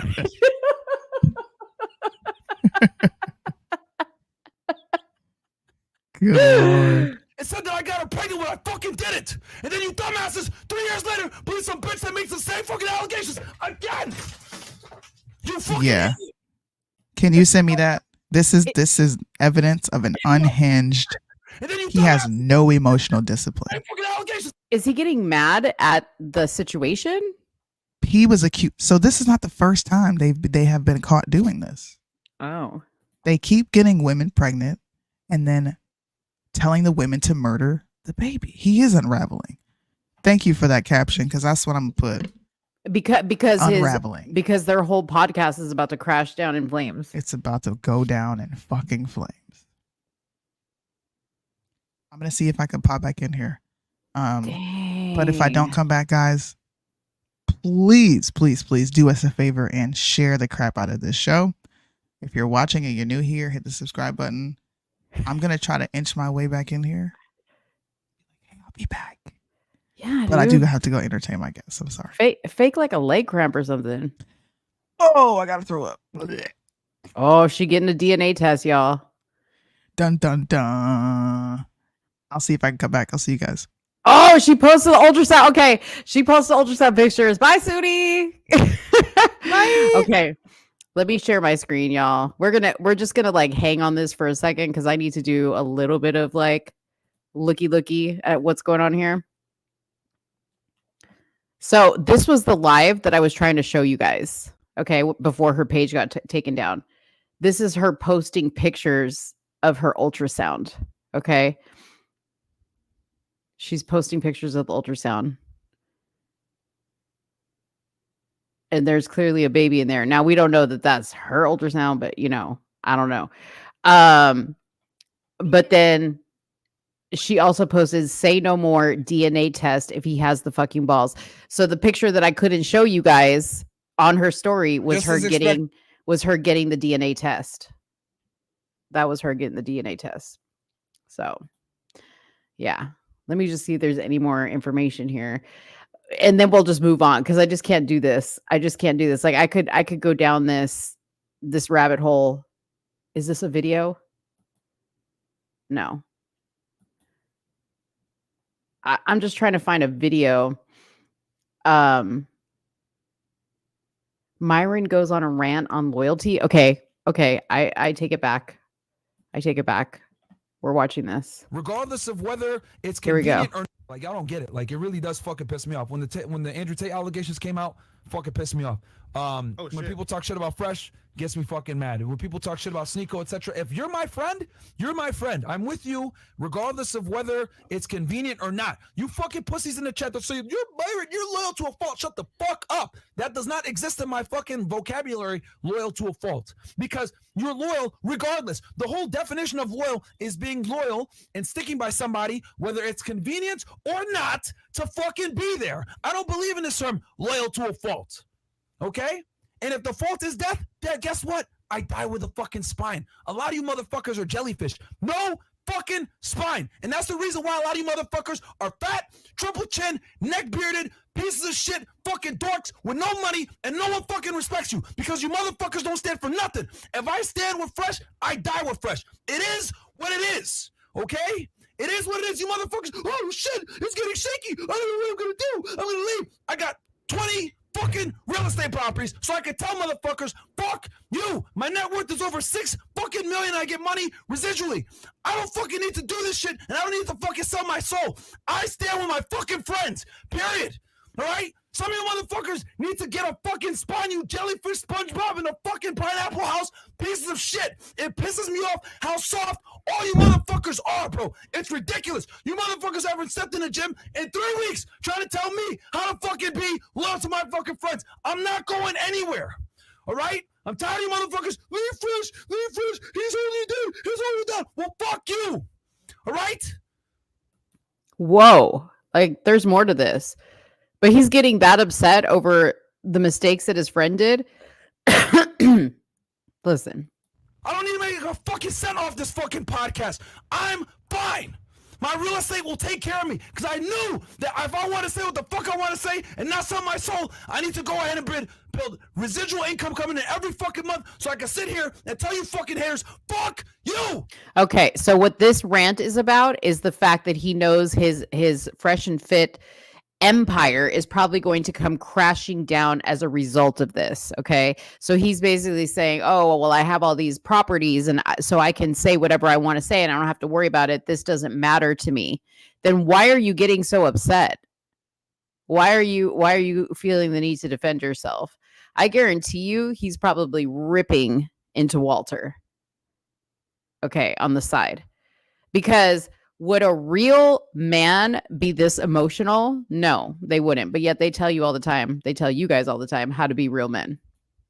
I'm not going anywhere. I'm going to say what the fuck I want to say, and I don't give a fuck what anybody got to say. I cannot be bought. I have my soul. I have my spine. I have my integrity. I got my 10 toes and my 2 feet, and I fucking stand where the fuck I'm going to stand. And if I die there, I'll die there with a smile on my face because I can look in the fucking mirror and be happy with the man that I see. You pussy motherfuckers. You fucking losers that sit there and say, oh, it's getting rocky, Myron. You should leave. Why do you stay by Sneeko? Do you stay by the Tate? Do you still think they're a drunk? Fresh is an idiot. Why are you still there? Chris drinks too much. Hey, shut the fuck up. That's why no one respects you motherfuckers. Because you don't stand for anything. If there's anything you guys can learn from this fucking podcast, learn this. We've been through hell together. We had people come at us. We've had death threats at us. People fucking laugh at every time we fucking go through some bullshit. People make allegations on us. People have tried to absolutely fucking destroy us. You know who was around me the whole fucking time? These fucking guys. So you motherfuckers can say whatever the fuck you want to say. I'm not going anywhere. I'm going to stand by the guys that stand by me because you fucking pieces of shit aren't fucking there when I'm going through it. You pieces of shit aren't fucking there when I'm fucking figuring out what the fuck I'm going to do because we got demonetized. You motherfuckers weren't there when everyone and their fucking mom came at us. You motherfuckers weren't there when I got the false accusation against me. You motherfuckers weren't there when this bitch lied and said that I got her pregnant when I fucking did it. And then you dumbasses 3 years later believe some bitch that makes the same fucking allegations again. You fucking idiots. I'm not going anywhere. I'm standing right fucking here. All right? These guys were with me at my darkest times. I'm not going to fucking leave them in their darkest times. Fuck you motherfuckers. I got my real estate, I got my money, I'm fine. I'm not going anywhere. I can't be bought. That was real. That was real talk from the heart. W. Myron. You broke the glass. And maybe the TV. Okay. Wow. Yeah, 2 words. Chill pill. Wow. Okay, well, I'm sure Sootie's going to want that entire clip. So I'm going to send that to her really quick. So give me just a second because I need to send it to her in WhatsApp. I don't even know what to say. Like, I don't even know what to say. Why is he yelling and crying? So it's over that the scandal with Walter with Fresh, that Chinese chick, I don't know if you were listening earlier, Red Pill, the Chinese chick that Fresh was messing with, one of 4 or 5 total that he was messing with, came up pregnant, and she basically was like, I'm not going to get an abortion, you need to take care of this baby. And he's like, no, I don't want to have a baby. And basically, we went through reading all the text messages, which were insane. So if you missed that and you're just now joining, you're going to have to go back and watch that. Watch that one again, because that was spicy. Okay, let's move on to another topic. Let's talk about Diddy Yes, the other guy that was sitting across the table was Walter, the guy that was being accused. Okay. So the latest on Diddy is number one, he still hasn't been arrested, which a lot of people have been kind of like talking about that. But I think, at least I have, we've seen enough of raids, like knowing and learning about how raids go, right? Where it's obvious that raid was to gather evidence to substantiate the claims that are being made in the allegations filed by Lil Rod and other people claiming that Diddy, has done some things, okay, that are not very favorable. So I think what people need to understand is it may take a little while, not too long, because I think they have like a certain amount of time to at least press the preliminary charges on him if they're going to press any charges. They have a certain amount of time to do that in. And then they have, I think, an extended period of time to continue to add more charges onto that. So that's why you haven't seen him arrested, because that whole raid was basically just them executing a warrant to go in and search for, the videos, right, that were stated in the lawsuit that supposedly exist. And, other things, drugs, alcohol bottles that have alcohol that's also tainted with drugs and whatnot. But in addition to that, Diddy's former bodyguard, which we've seen before, Gene Deal, made some statements on, they showed it on Fox News, but it was The Art of Dialogue. I think it was the channel that he was on. And he said this, and I thought this was pretty interesting. And then I'm going to read an article to you guys as well about Diddy's son. I think it's only celebrities going to be shook. He had politicians in there. He had princes in there. He also had a couple of preachers in there. You personally, you think they got tapes? Well, my personal opinion that if Lil Rob could be trusted and his statements are true, they got him. They got tapes of stuff. Now, if Diddy had tapes, the feds have them. That's a lot of blackmail. I don't think it's... So there's two theories here that we can go with, that the feds actually went in to grab the tapes and the evidence, or they went in to grab them so that they were never seen by anybody, which could also be a possibility. Here we have Diddy riding around Miami looking quite carefree on his bicycle. He was talking to people. There were people that were shouting his name, and he was taking photos with people. He even looks like he has gotten a little bit more in shape, because in the recent months, Diddy was looking a little thicker. And, he's older guy, but he was out there riding his bike and just living his life. And I had made a post and I said, hey, this is the sign of a man who has probably made a plea deal stating that he will cooperate with the authorities if this is a legit investigation. That he'll cooperate with the authorities and give them everything and tell them everything in exchange for some type of shortened sentence or immunity. Okay. I even, like, in the back of my mind of Mo, just like I did with Jeffrey Epstein, is, and the reason why I say this is because somebody very close to me works for one of the 3-letter agencies, and he has always said to me, you'd be surprised who works for us. You'd be surprised who works for us. So, I mean, when I see things like The Sound of Freedom, and they talk about how, agents go onto these secret islands in other countries and they pretend to be people who want to buy children for the purposes of having sex or torturing or killing them. Why is it so far-fetched to believe that somebody like Diddy or somebody like Epstein would to our eyes look crazy and disgusting and salacious, or even R. Kelly. Let's just throw R. Kelly in there also. I don't know. I know this is like a really far-fetched theory, but I don't think that like what we see is exactly what it is. And sometimes I think it's very far from what it is. Okay.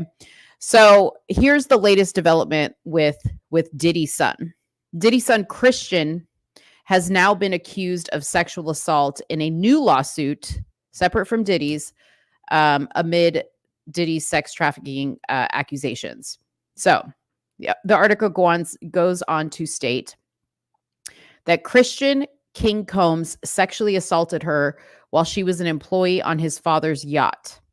In a new complaint filed Thursday in Los Angeles Superior Court, Grace O. Marquet accused Christian, 26 years old, of sexual assault, sexual harassment, and infliction of emotional distress while she was working on a boat chartered by the rapper for a trip in late December 2022. I saw that somebody had asked in one of the podcasts that I was watching, like, why didn't they raid his yachts? We don't know that they didn't raid his yachts, but what was the big television extravaganza was his home in Miami getting raided and his home in Beverly Hills getting raided. We are not necessarily sure if his yachts got raided or they didn't get raided. So Omakari said in the filing that she had been 25 years old at the time and worked as a steward on the yacht, providing dinner and drink service to guests from 6 p.m. to 6 a.m. During her shift, she said she was a constant rotation of suspected. During her shift, she said she saw a, quote, constant rotation of suspected sex workers and celebrities partying and taking drugs. She claimed in the complaint that around December 28th, 2022, Christian boarded the yacht to record with music producer Rodney Lil Rod, who is the one that filed that lawsuit, who also filed a lawsuit, alleged that when Diddy's son came aboard, he was heavily intoxicated and paid particular attention to her. Christian was heavily intoxicated. Okay. Marquet then claimed in the complaint that he pressured her to take a shot of tequila, and after she took the drink, he became aggressive and tried to get her to drink more. She said she quickly suspected that the tequila had been spiked after previously witnessing other women fall over and pass out after one drink. She became fearful of the side effects. So my question is, you saw women drinking a drink. See, ladies, this is where you go wrong. I'll continue to read, but you see women taking a drink and falling over, and a guy, Diddy's son, comes over to you with the same drink and you take it. Why? See, this is the problem. This is why I'm not defensive of people like R. Kelly. I'm not defensive of people like Bill Cosby. But the woman has a certain type of responsibility. Like, if it was me, and I know that not everybody's me, but if I'm at a party and I'm working, serving drinks, passing out appetizers, and I'm noticing that chicks are like dropping dead in front of me after they sip from a tequila or, from a shot glass, and you come over to me with the shot glass, I'm going to say, no, thank you. I'll pass. And I will get whatever I have to do. I'll get my phone. I know I'm in a boat in the middle of the ocean. I'll get my phone. I'll make a phone call very discreetly to the police, and I'll explain the situation, but that's just me. Okay, whatever. All right. She claimed that things then escalated and Christian allegedly began groping her body and private parts. The complaint claimed to have audio recordings. Man, everybody's got an audio recording these days. Every single person has an audio recording these days. Two of which, and it was taken by the Sun, two of which were reviewed by NBC News. Omar K declining alcohol, saying this is what was heard on the audio. She was declining alcohol, saying she had to leave. Oh, so she did decline it. Okay, girl. And telling Christian Combs to stop touching her with what sounds like kissing noises in the background. Okay, I take it all back. I called you a stupid bitch. I take it all back. Omar K said in the complaint that she was finally able to leave the studio and attempted to get back. The studio? I thought she was on a boat. Okay. Leave the studio and attempted to get back to her duties. However, she said Christian found her again later in the night and insisted that she find him a place to sleep. She claimed that after she directed him to the yacht cinema, which was on another sleeping space, he blocked her in and began groping her. She alleged that he had grabbed her arms and was trying to force her to perform oral sex on him, and even including photos of bruising on her arms that she claims were caused by Christian grabbing her. Omar K said she fought him off until someone else walked into the room. She said that in the filing, she complained to the yacht captain the next day, but alleged that he did not believe her and that he did not investigate. She also claimed that he retaliated against her until she was let go a few months later in May 2023. Following the termination, she claimed in a lawsuit that her mental health deteriorated and she suffered from anxiety, panic attacks, and severe suicidal ideations. She also claimed she developed an eating disorder and epileptic seizures as a result of the incident. Diddy was also named as a defendant in the lawsuit for aiding and abetting his son in the alleged assault and under premises liability as the person who chartered the yacht. Like father, like son, it gives us no joy or pleasure in filing the suit against Christian Combs, Omar K's attorney said in a statement. I applaud Grace for being so brave to come forward with her truth. Her other attorney added, hopefully her story will inspire others to come forward. Honey, I'm sure a lot will come forward. Inspire? Okay, Cassie inspired everybody because she had a quick payout. After Cassie got her, 24-hour payout, all kinds of inspiration came out of the woodworks. Representatives for Diddy and Christian did not respond for requests for a comment. The allegations, meanwhile, are the latest in a string of lawsuits alleging the abused rapper is facing, though he has previously denied all accusations. Okay. Wow. How many of you guys think that there's actually going to be any type of arrest or serious consequences for Diddy in this situation? I keep going back and forth. Because I think that, sorry guys, I think I'm freezing. I don't know why I'm freezing. Might be the website I'm on. Let me know if you guys still hear me. Do you hear me clearly? I don't know what's going on.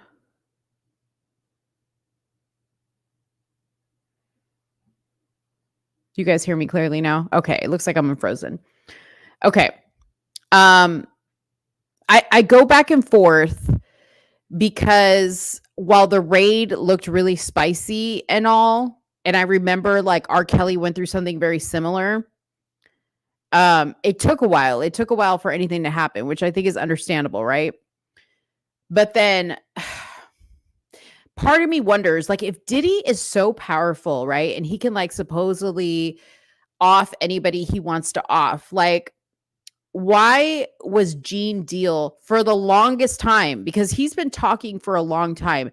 Gene, Usher, there was that like really weird video that Kevin Hart also like said some stuff.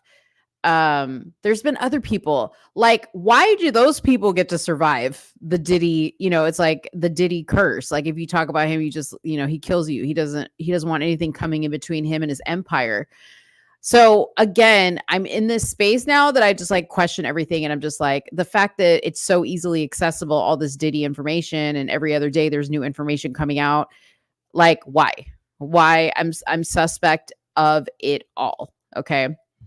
So I'll leave it at that, but you guys let me know what you think. If you think Marlandon thinks that there's going to be some consequences, I think, or he's just responding that you all could hear me. Haley says they are probably trying to find the tapes and Diddy still has them, or Diddy is just trying to save face. I mean, we don't know. We don't know what they found in that raid or what they pulled out, but they really tore that place apart. If Diddy suspected anything, yeah, he would have had time to like empty his spot out beforehand, right? Like, it was listed in the court filings that Diddy has people on the inside, like with the LAPD and all this other stuff. He has stuff on the inside, people telling him, people helping him, but then like there's this other thing. This is what keeps my mind going in the way of this all just seems so easily like, I don't know. Let me know what you think of this. Okay. So Diddy posted this on his Instagram page, and this is just a clip from the Neighborhood Talk, but he posted "Bad Boy for Life." Okay. And it's a repost of his video Victory. I don't know if y'all remember this. I can play a bit of it, but I don't want to play it all.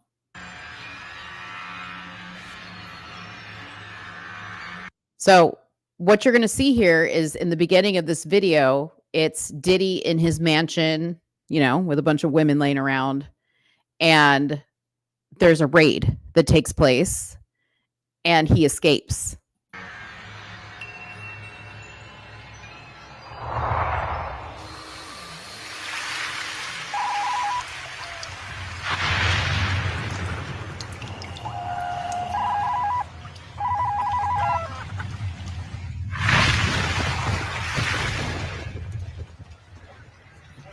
Cloudy and windy today with gusts up to 40 miles per hour.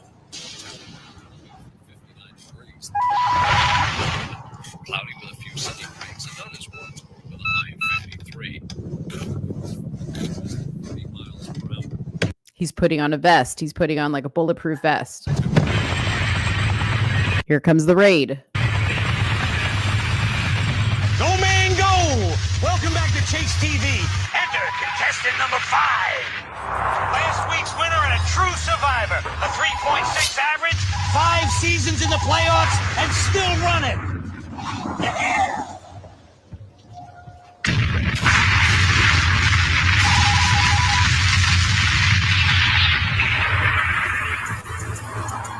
Yeah. One, two. Check me out right here, yo. Yo, the sun don't shine forever, but as long as it's here, we might as well shine together. Better now than never, business before pleasure. P. Diddy and the fam, who you know do it better. Yeah, right, no matter what, we airtight. So when you hear something, make sure you hear it right. Don't make it out of yourself by assuming our music keeps you moving. What are you proving? You know that I'm 2 levels above you, baby. Hug me, baby. I'ma make you love me, baby. Oh, shit crazy, ain't gonna get you nothing but choke. And that jealousy is only gonna leave you broke. So the only thing left now is God for these cats. You know it's hard for these cats. I'ma win cause I'm too smart for these cats. While they're making up facts, you making up flats. Let me come and show you your ass for permission. You know my breed, while I live with it. The murder us, won't show you. Been on the low lately, the feds hate me. Anyways, I'll have to, if you guys watched it now, great. If you're watching this on the replay, you're probably not going to see hear any audio from that because I have to mute it. Otherwise, we will get copywritten. We will get copywritten, but in order for me to reverse it, I have to mute it. So yeah, I mean, like he's like openly mocking us and the whole situation. Like he ain't got nothing to worry about. So just seems very interesting to me. So we'll see. We'll see where that goes. Okay. Let's talk about Lauren Boebert. Okay. Lauren Boebert. She posted on her page, on her Instagram page or something on her Twitter page that she was being treated for an illness. Okay. She was being treated for an illness. She is a representative for Colorado. If you guys don't know what she looks like, that's what she looks like. Okay. She's that little badass. Remember she was seen in a movie theater. I don't know who it was with her, but somebody was like rubbing up against her leg and all this other stuff. Liddell thinks she's a cutie patootie. Okay. Okay. So United States Congresswoman Lauren Boebert has been diagnosed with May-Thurner syndrome, an uncommon vascular condition after having a blood clot removed from her leg. Okay. Question is, did she get the jibbity jab? In May-Turner syndrome, arteries in the pelvis sounds so painful, become compressed, leading to blood flow problems and potentially blood clots in the left leg. Bobert's surgery was a success and she is making a full recovery. However, her ordeal has brought attention to a condition that may in fact be more widespread than previously believed. According to the statement from her campaign on April 3rd, the 37-year-old congresswoman from Colorado was admitted to the UC Health Medical Center for severe swelling in her upper left leg. Doctors identified an acute blood clot using a CT scan and subsequently diagnosed Boebert with May-Turner syndrome. The following day, she underwent surgery to remove the clot and insert a stent in her leg. Although it's unclear what the exact cause of the clot was, Boebert's team cited dehydration, travel, and extended periods of sitting as a potential factors. After taking time to rest as recommended by doctors, she's expected to make a full recovery with no significant concerns for her long-term health and no hindrance to her ability to perform her duties. Okay. So, I don't know. This seems like a very serious condition to just be brought on by dehydration, and exhaustion and sitting too long. But I'm no medical expert. Okay. I'm no medical expert. I could be wrong. Okay. Now, although it says that she's going to make a full recovery and this shouldn't affect her job, I sniff something coming. Okay. I sniff something coming. I don't know what it is, but I don't necessarily trust it because, you know, we've had a couple people like announce that they were going to step away from their position in Congress. And, you know, day by day, it seems like we're losing the majority and it's not good for us. We're losing the majority in the House. If we don't maintain that majority and if we don't get the majority in the Senate, if we don't control both the House and the Senate, it really doesn't matter if Trump becomes president because he will be tied up in more allegations and impeachments and all this other stuff. And he won't be able to get anything done. He will be a lame duck president. So this is very serious what's going on here. Patty says, sounds like a femoral aneurysm. I had that surgery and it's major. Yeah, it sounds major. Some people in Congress trying to get Sonia Sotomayor to retire. I heard that. You know, she is battling diabetes. Yeah, and she's also old. You know, she's also old. So, yeah, I don't know. I mean, I feel like they're slowly trying to, I don't know, like pay people off. What do you guys think? Something's real fishy because we just had a lot of people. But, you know, then I can't help but remember that last year, remember we had a bunch of Democrats doing the same thing. Like they were all like retiring or stepping down or dying. Like, am I crazy or was that happening too? Like on the Democrat side, that was happening and we were getting all excited about that. And then they still had the majority. I don't know. It's all some crazy game. You know, I forgot to show this. Going back to the Diddy thing, Soonie had sent me this. In addition, so these are some pictures, it looks like, from these Diddy parties. Oh my gosh. Who's in these pictures? I mean, that's clearly Diddy on the ground. I don't know who that girl is.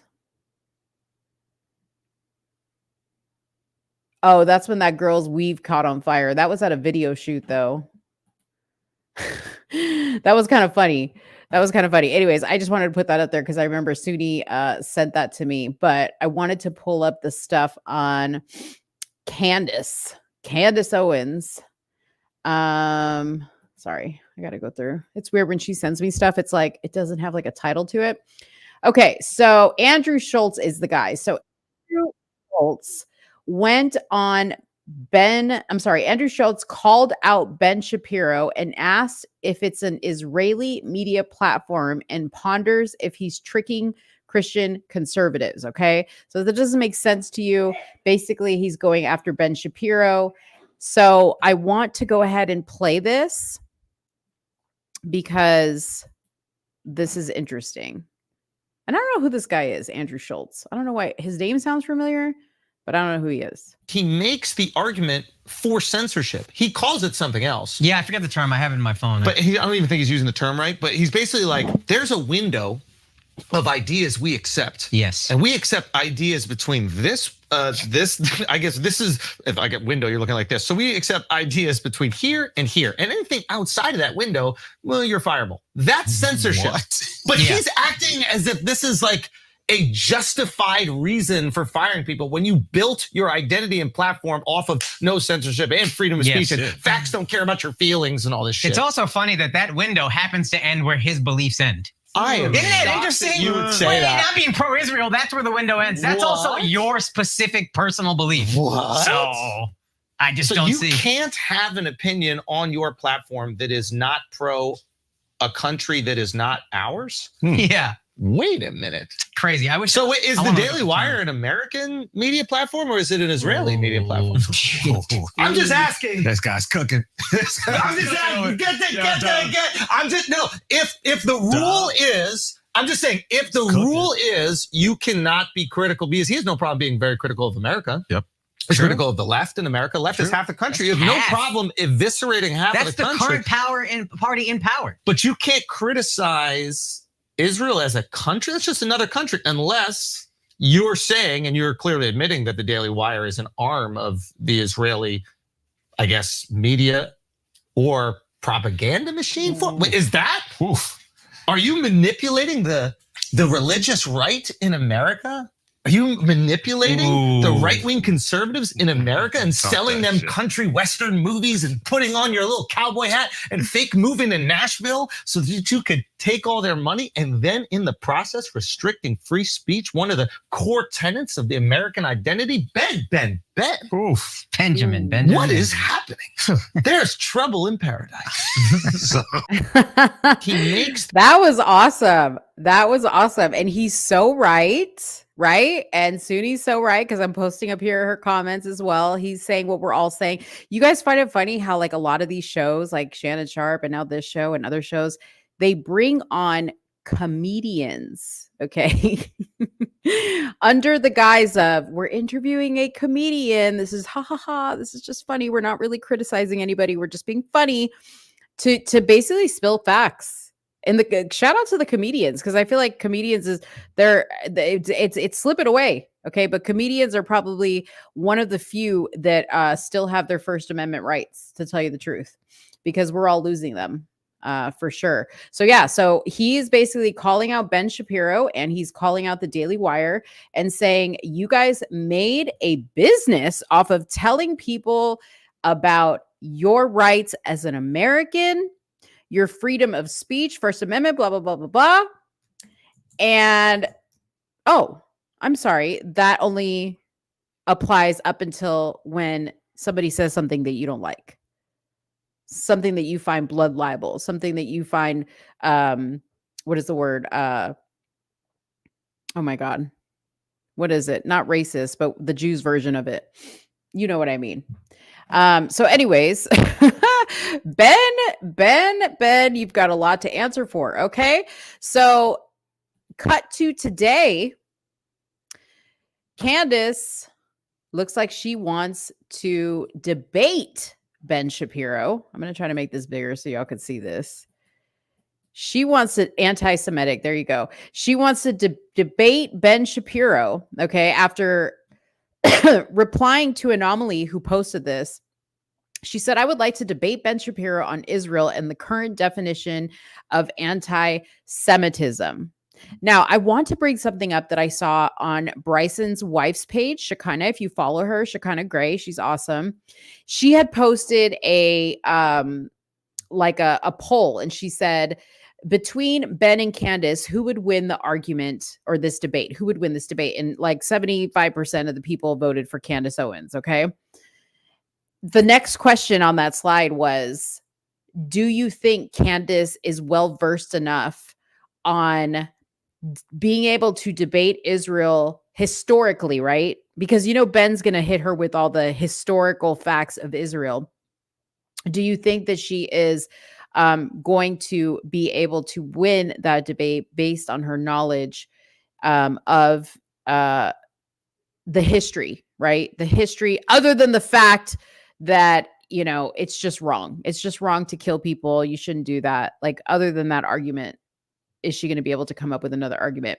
And that got me to think, but I think Candace is smart enough to not let Ben deter her with complicated facts about the history, right?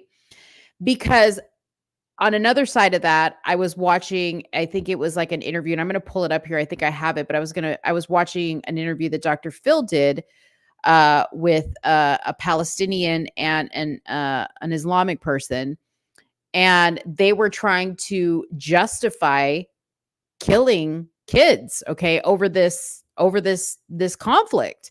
And Dr. Phil said, I don't care what the history and what the reason is behind why this is happening. You can't do that. You can't treat people like that. Okay. So I suspect that's kind of, I mean, Candace is no dummy. I suspect that that's kind of the angle she's going to go with it. And I never understand Twitter, by the way, you guys. So just bear with me, because I'm not a Twitter or an X person.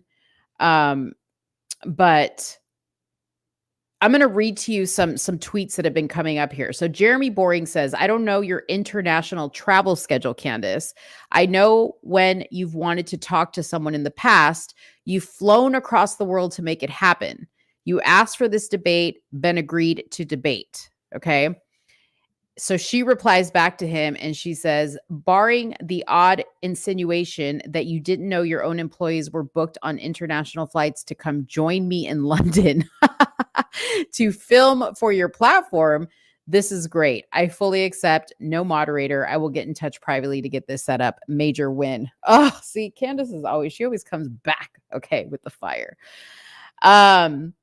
Then she says, there's a lot of back and forth. I wish somebody could tell me how to read this. Maybe I should start at the bottom. I know I could hear Soonie in my head right now saying, you're such a, what does she always call me? A boomer. She always calls me a boomer. Okay. I'm almost there, people. I'm almost there. Okay, so Candace said 3 hours ago, I'm sure you can appreciate why I'd prefer to keep this off the Daily Wire platform, as well as true reason why we would never be able to make discussion happen. Let's choose a neutral, trustworthy platform. I vote Patrick Bet David. She was responding to Ben, who said, sure, Candace, to her saying, I want to debate you. I texted you on February 29th offering this very thing. Let's do it on my show, The Daily Wire, this Monday at 5 p.m. in our studios in Nashville. 90 minutes, live streamed. Okay, so that's what she responded to him. She said, I will also throw at Joe Rogan as an option, or your buddy Lex Friedman. Truly, pick a moderator or agree to do this live one-on-one via a channel that the Daily Wire cannot cash in on. Woo! She said, we are about to do this where you get paid. Because you know how... I'm not going to go there. Ben says, Candace, I can see why you'd want to hide behind a moderator, particularly one who said we should rename our company the Daily Jewish Wire just yesterday. No. One-on-one Monday at 5. We can sit down and have a healthy debate like adults, and we'll live stream it on X and YouTube. Take it or leave it. Man, he is a pushy. He's so pushy. He's so... Why are my people... Why are my Jewish people so pushy? Man. As to the true reason you didn't respond to my offer to sit down with you and discuss these issues publicly or privately back in February, I have no idea what the hell you're talking about. Okay. Let's continue reading.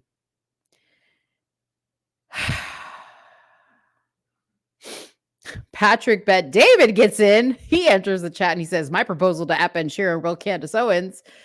And this is what he says. Challenge where we're going to figure out. Let me give you a couple things I want you to be thinking about. One, Ben, let me address your issue about what I said yesterday with the Daily Israeli Wire. I even said the Daily Jewish Wire. If you haven't watched the entire context of what I said, I'm going to put the link below. You can go watch the entire thing on what I said from the beginning to the end. I highly recommend you watch it. Secondly, why I think you have to know where my perspective is slightly different, is I understand where you're coming from because I lived in Iran as a kid from the day I was born till 10 years old, where we were bombed 167 times in one day. 500,000 people died, and I was a Christian kid living in a nation where 98% were Muslim. We were afraid to talk about what we were all about. So I feel the pain of people living in Israel, and I fully feel the pain of some of the folks who are Christian folks maybe living in Palestine that don't agree with what's going on with Hamas. I understand both sides, and that's why I understand what Candace is saying, and I also understand why you have the position that you have. Having said that, there's a couple things I want you to be thinking about. Number one, you are Jewish. I think you're from Burbank, California, if I'm not mistaken. You got 4 kids. I'm Middle Eastern, Armenian, Assyrian, born in Iran. I went to Glendale, California. And then we have Candace, who I believe is from White Plains, New York, with 3 kids. We're all family folks, right?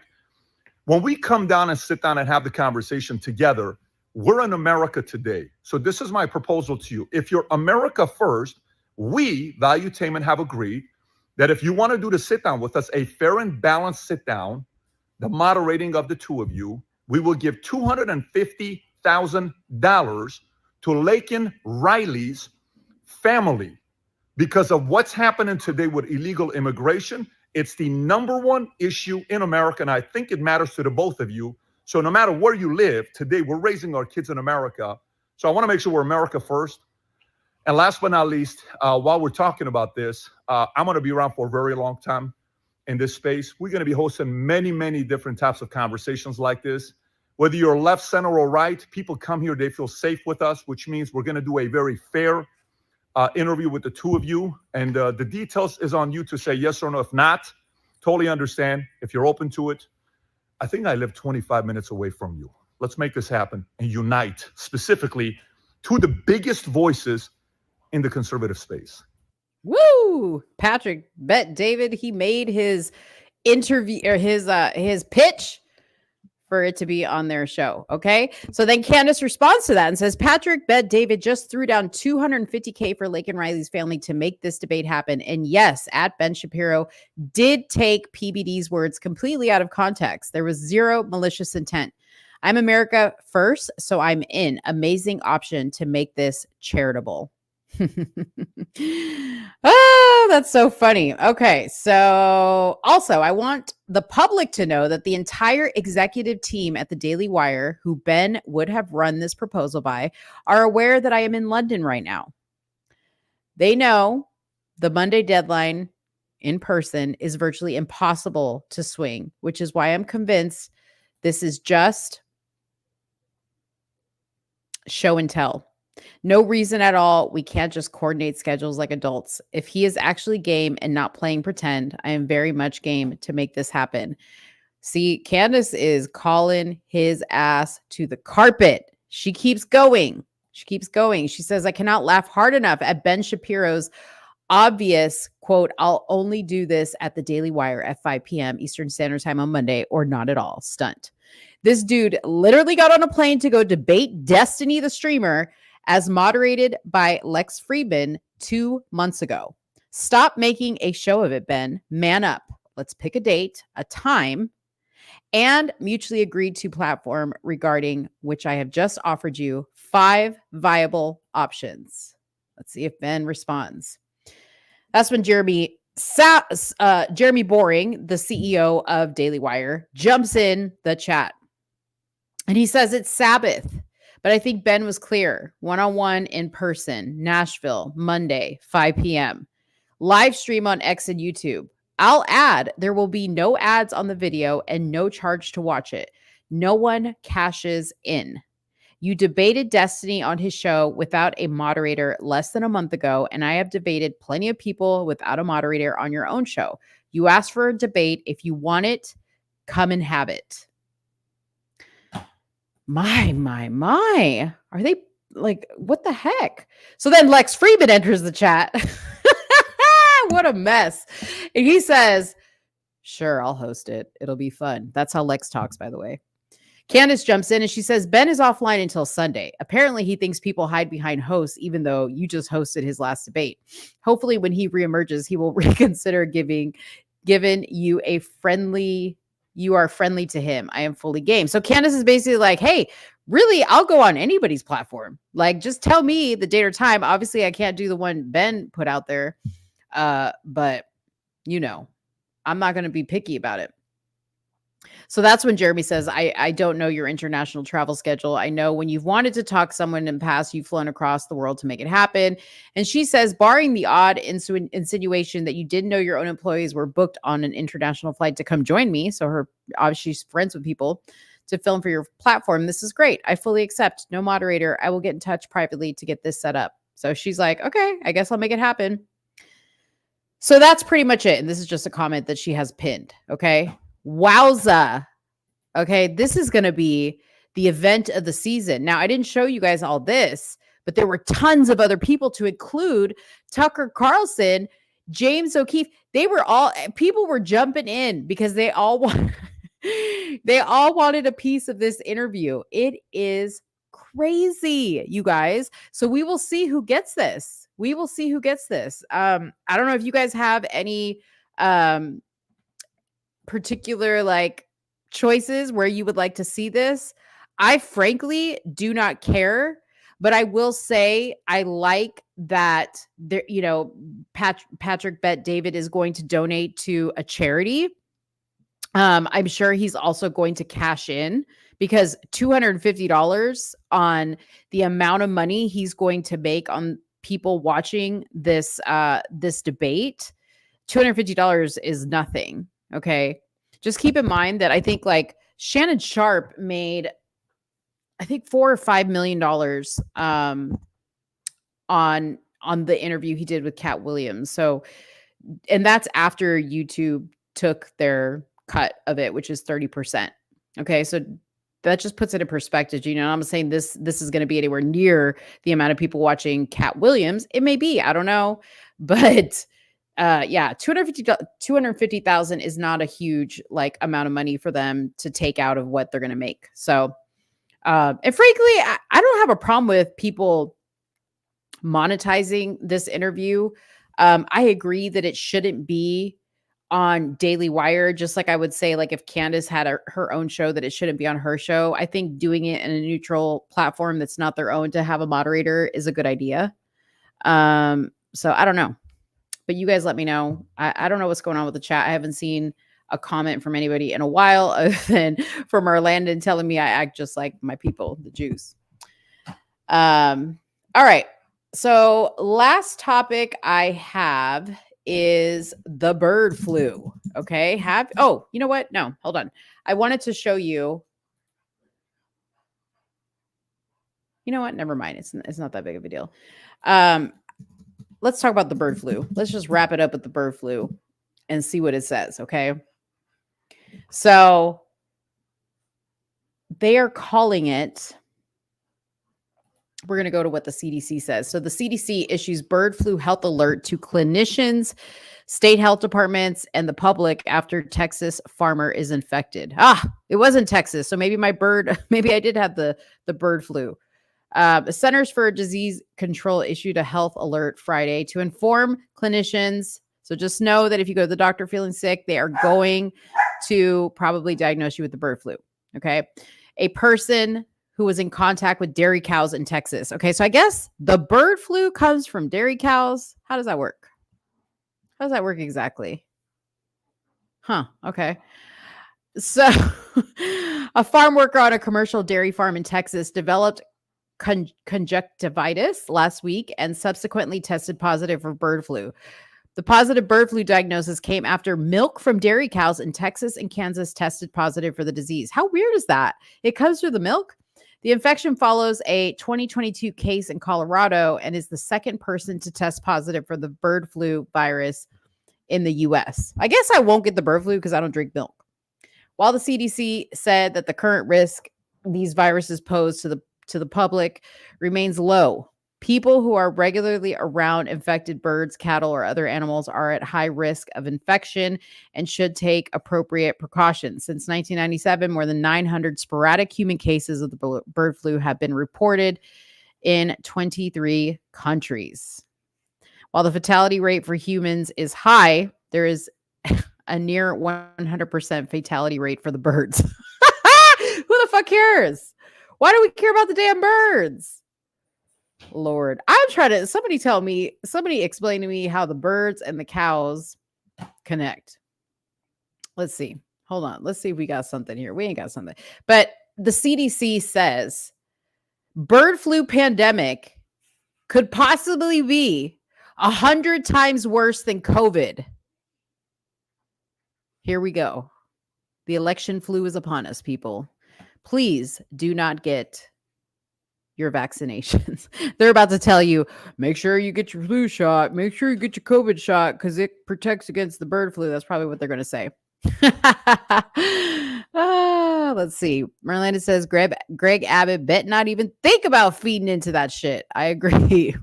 He said, leave that shit to the people like Gavin Newsom and Kathy Hochul. 2016 Ebola, 2020 COVID, 2024 bird flu. You didn't see the pattern yet. Exactly. Oh, okay. You guys want to see a funny video? Oh, and then I'm going to show you my new favorite Instagram and YouTube page. And I'm sorry if you hear Frankie breathing like a dragon. He's a little excited. He's playing with his friends and he's a little wild. Okay. So I don't know if you guys saw this, but this is a public defender in Seattle. Have you guys seen this video? You're going to die. I thought this was a joke. Look at this. Okay, let me check on that. Yeah. So we were talking May 6, 8:45? Yeah. That works for me. All right. Do I need to sign anything? No. I'm just out of here.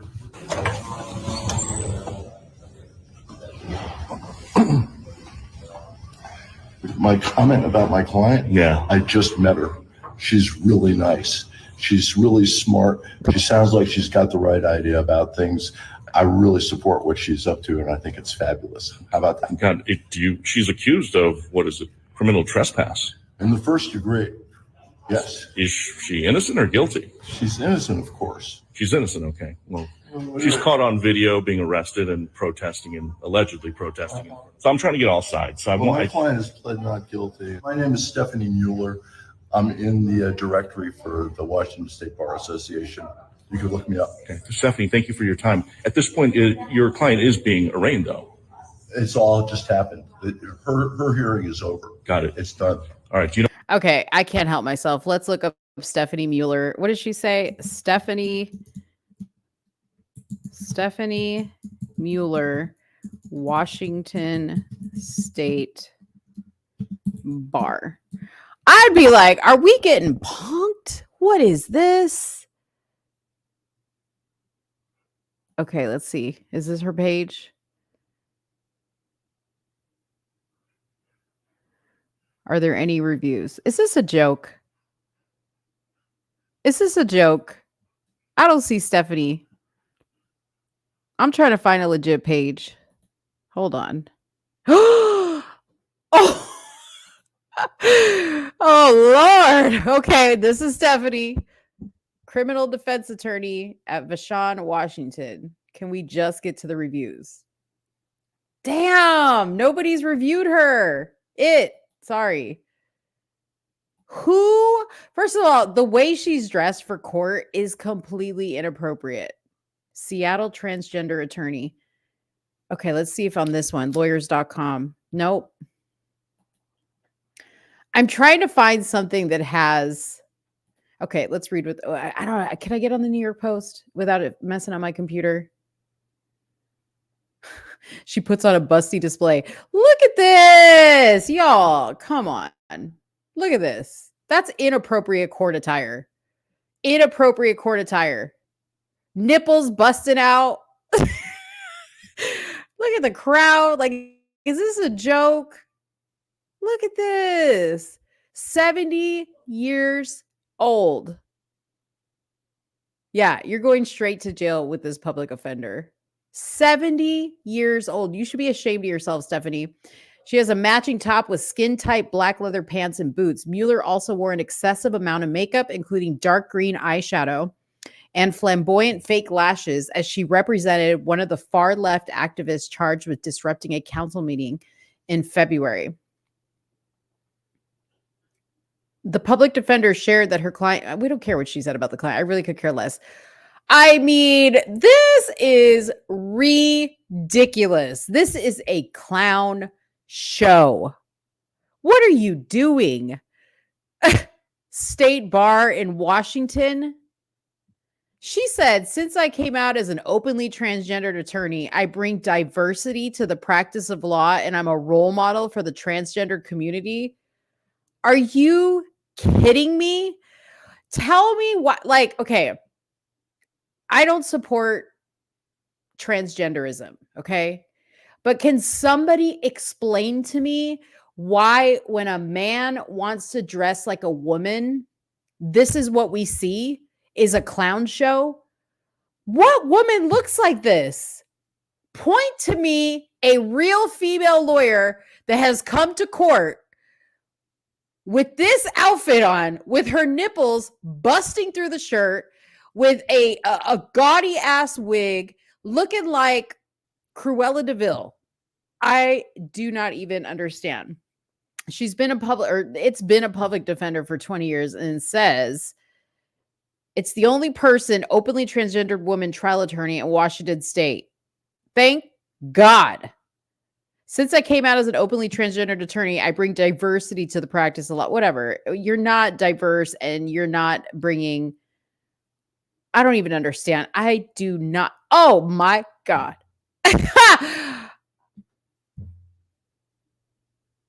She got a voice deeper. Listen.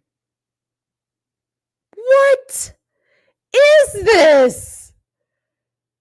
Oh God, Soonie, you picked a hell of a day, okay, to not be on the show. Soonie would have been irate, okay.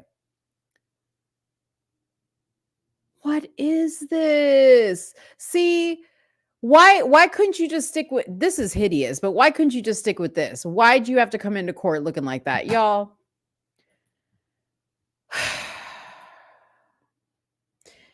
Let me go through the comments.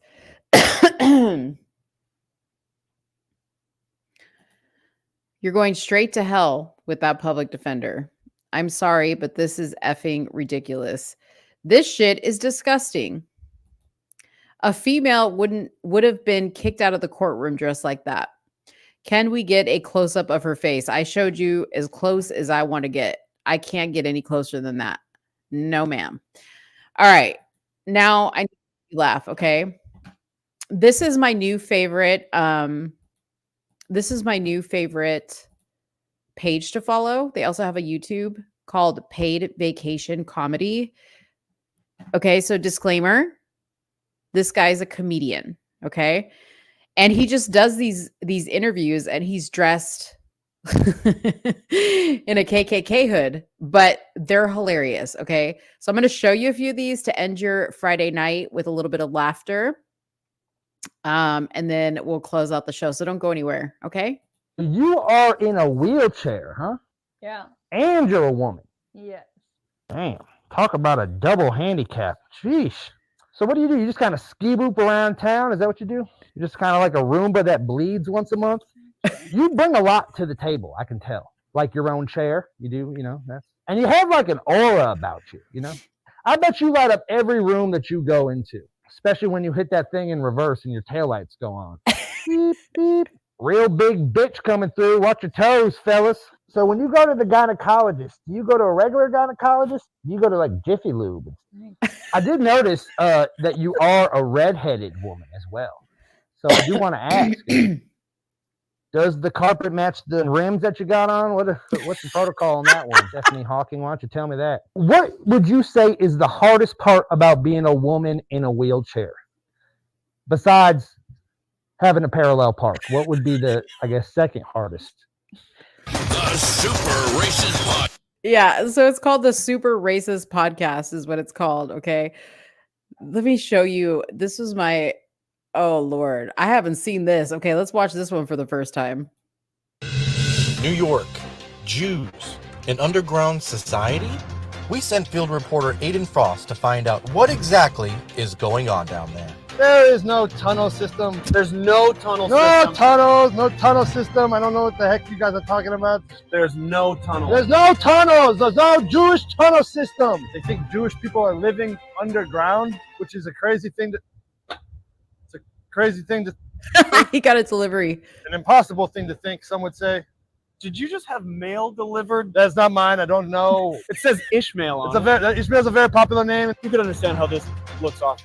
I'm telling you right now, there's nothing weird going on. There's no tunnel system. There's no. I got a Uber Eats for Ishmael. You Ishmael? You don't need to take the picture. I gotta take it. It appears as though you've ordered matzo ball soup to the. That does smell delicious, I will say that, but that is not mine. Assuming that we have an underground tunnel system and we don't have. Is that you? It sounds like somebody is calling your name from the tunnel. It's your time to work the That weather could machine. be anybody. My stomach hurts. Hi. Is that the matzo ball soup?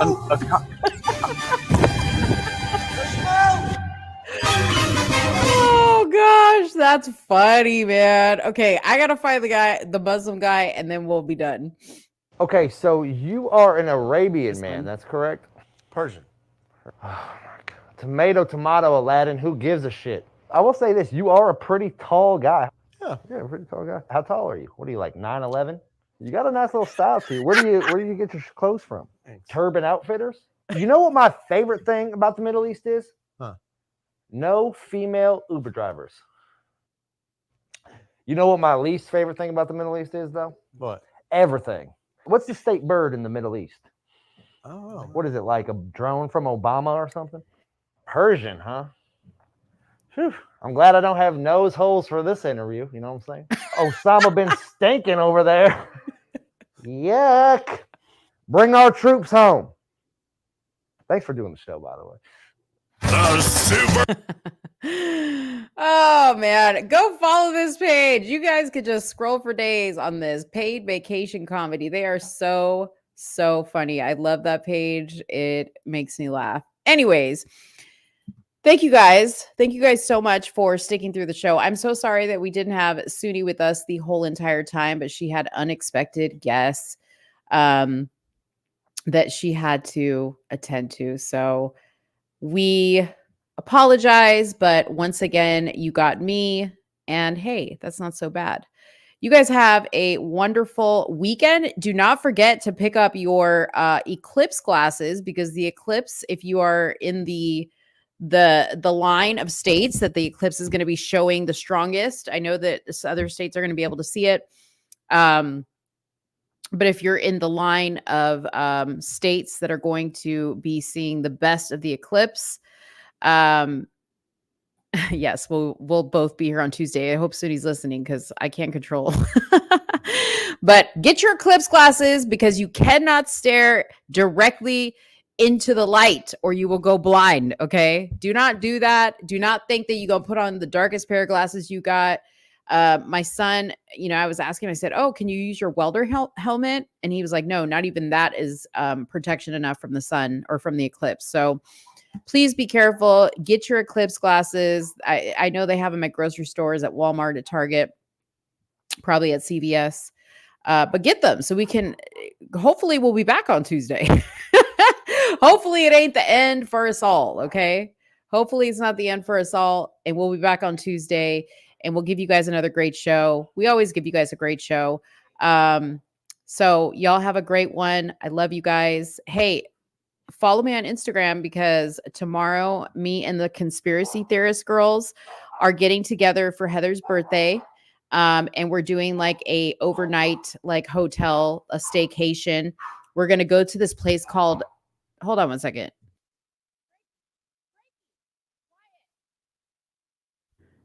Sorry, I had to yell at Frankie. I'm going to go to this place called Meow Wolf, which is like an art installation, but it's like a crazy maze and like mystery thing. Anyways, I'll probably be live streaming or like showing videos from there. There's going to be tequila involved. So follow me on Instagram if you want to see all the debauchery. And we're going to be planning our whole conspiracy theory show and see if we can make that happen for you guys. All right. So you guys have a good night. I love you guys. Thanks so much for watching. Don't forget to hit the like button on your way out. Okay. Don't forget to hit the like button. Also, go watch our latest short videos that we've been posting. I need you guys to go and like those, drop a comment on those to get those out into the tube sphere so people can see them. We need your support. We're not over here begging for money. We just want you guys to go give our stuff a like and a comment. It means so much. I know you guys think that that's not a big deal, but it's a huge deal. It's a huge deal. But we appreciate you guys. We love you. Have a good one. Bye-bye.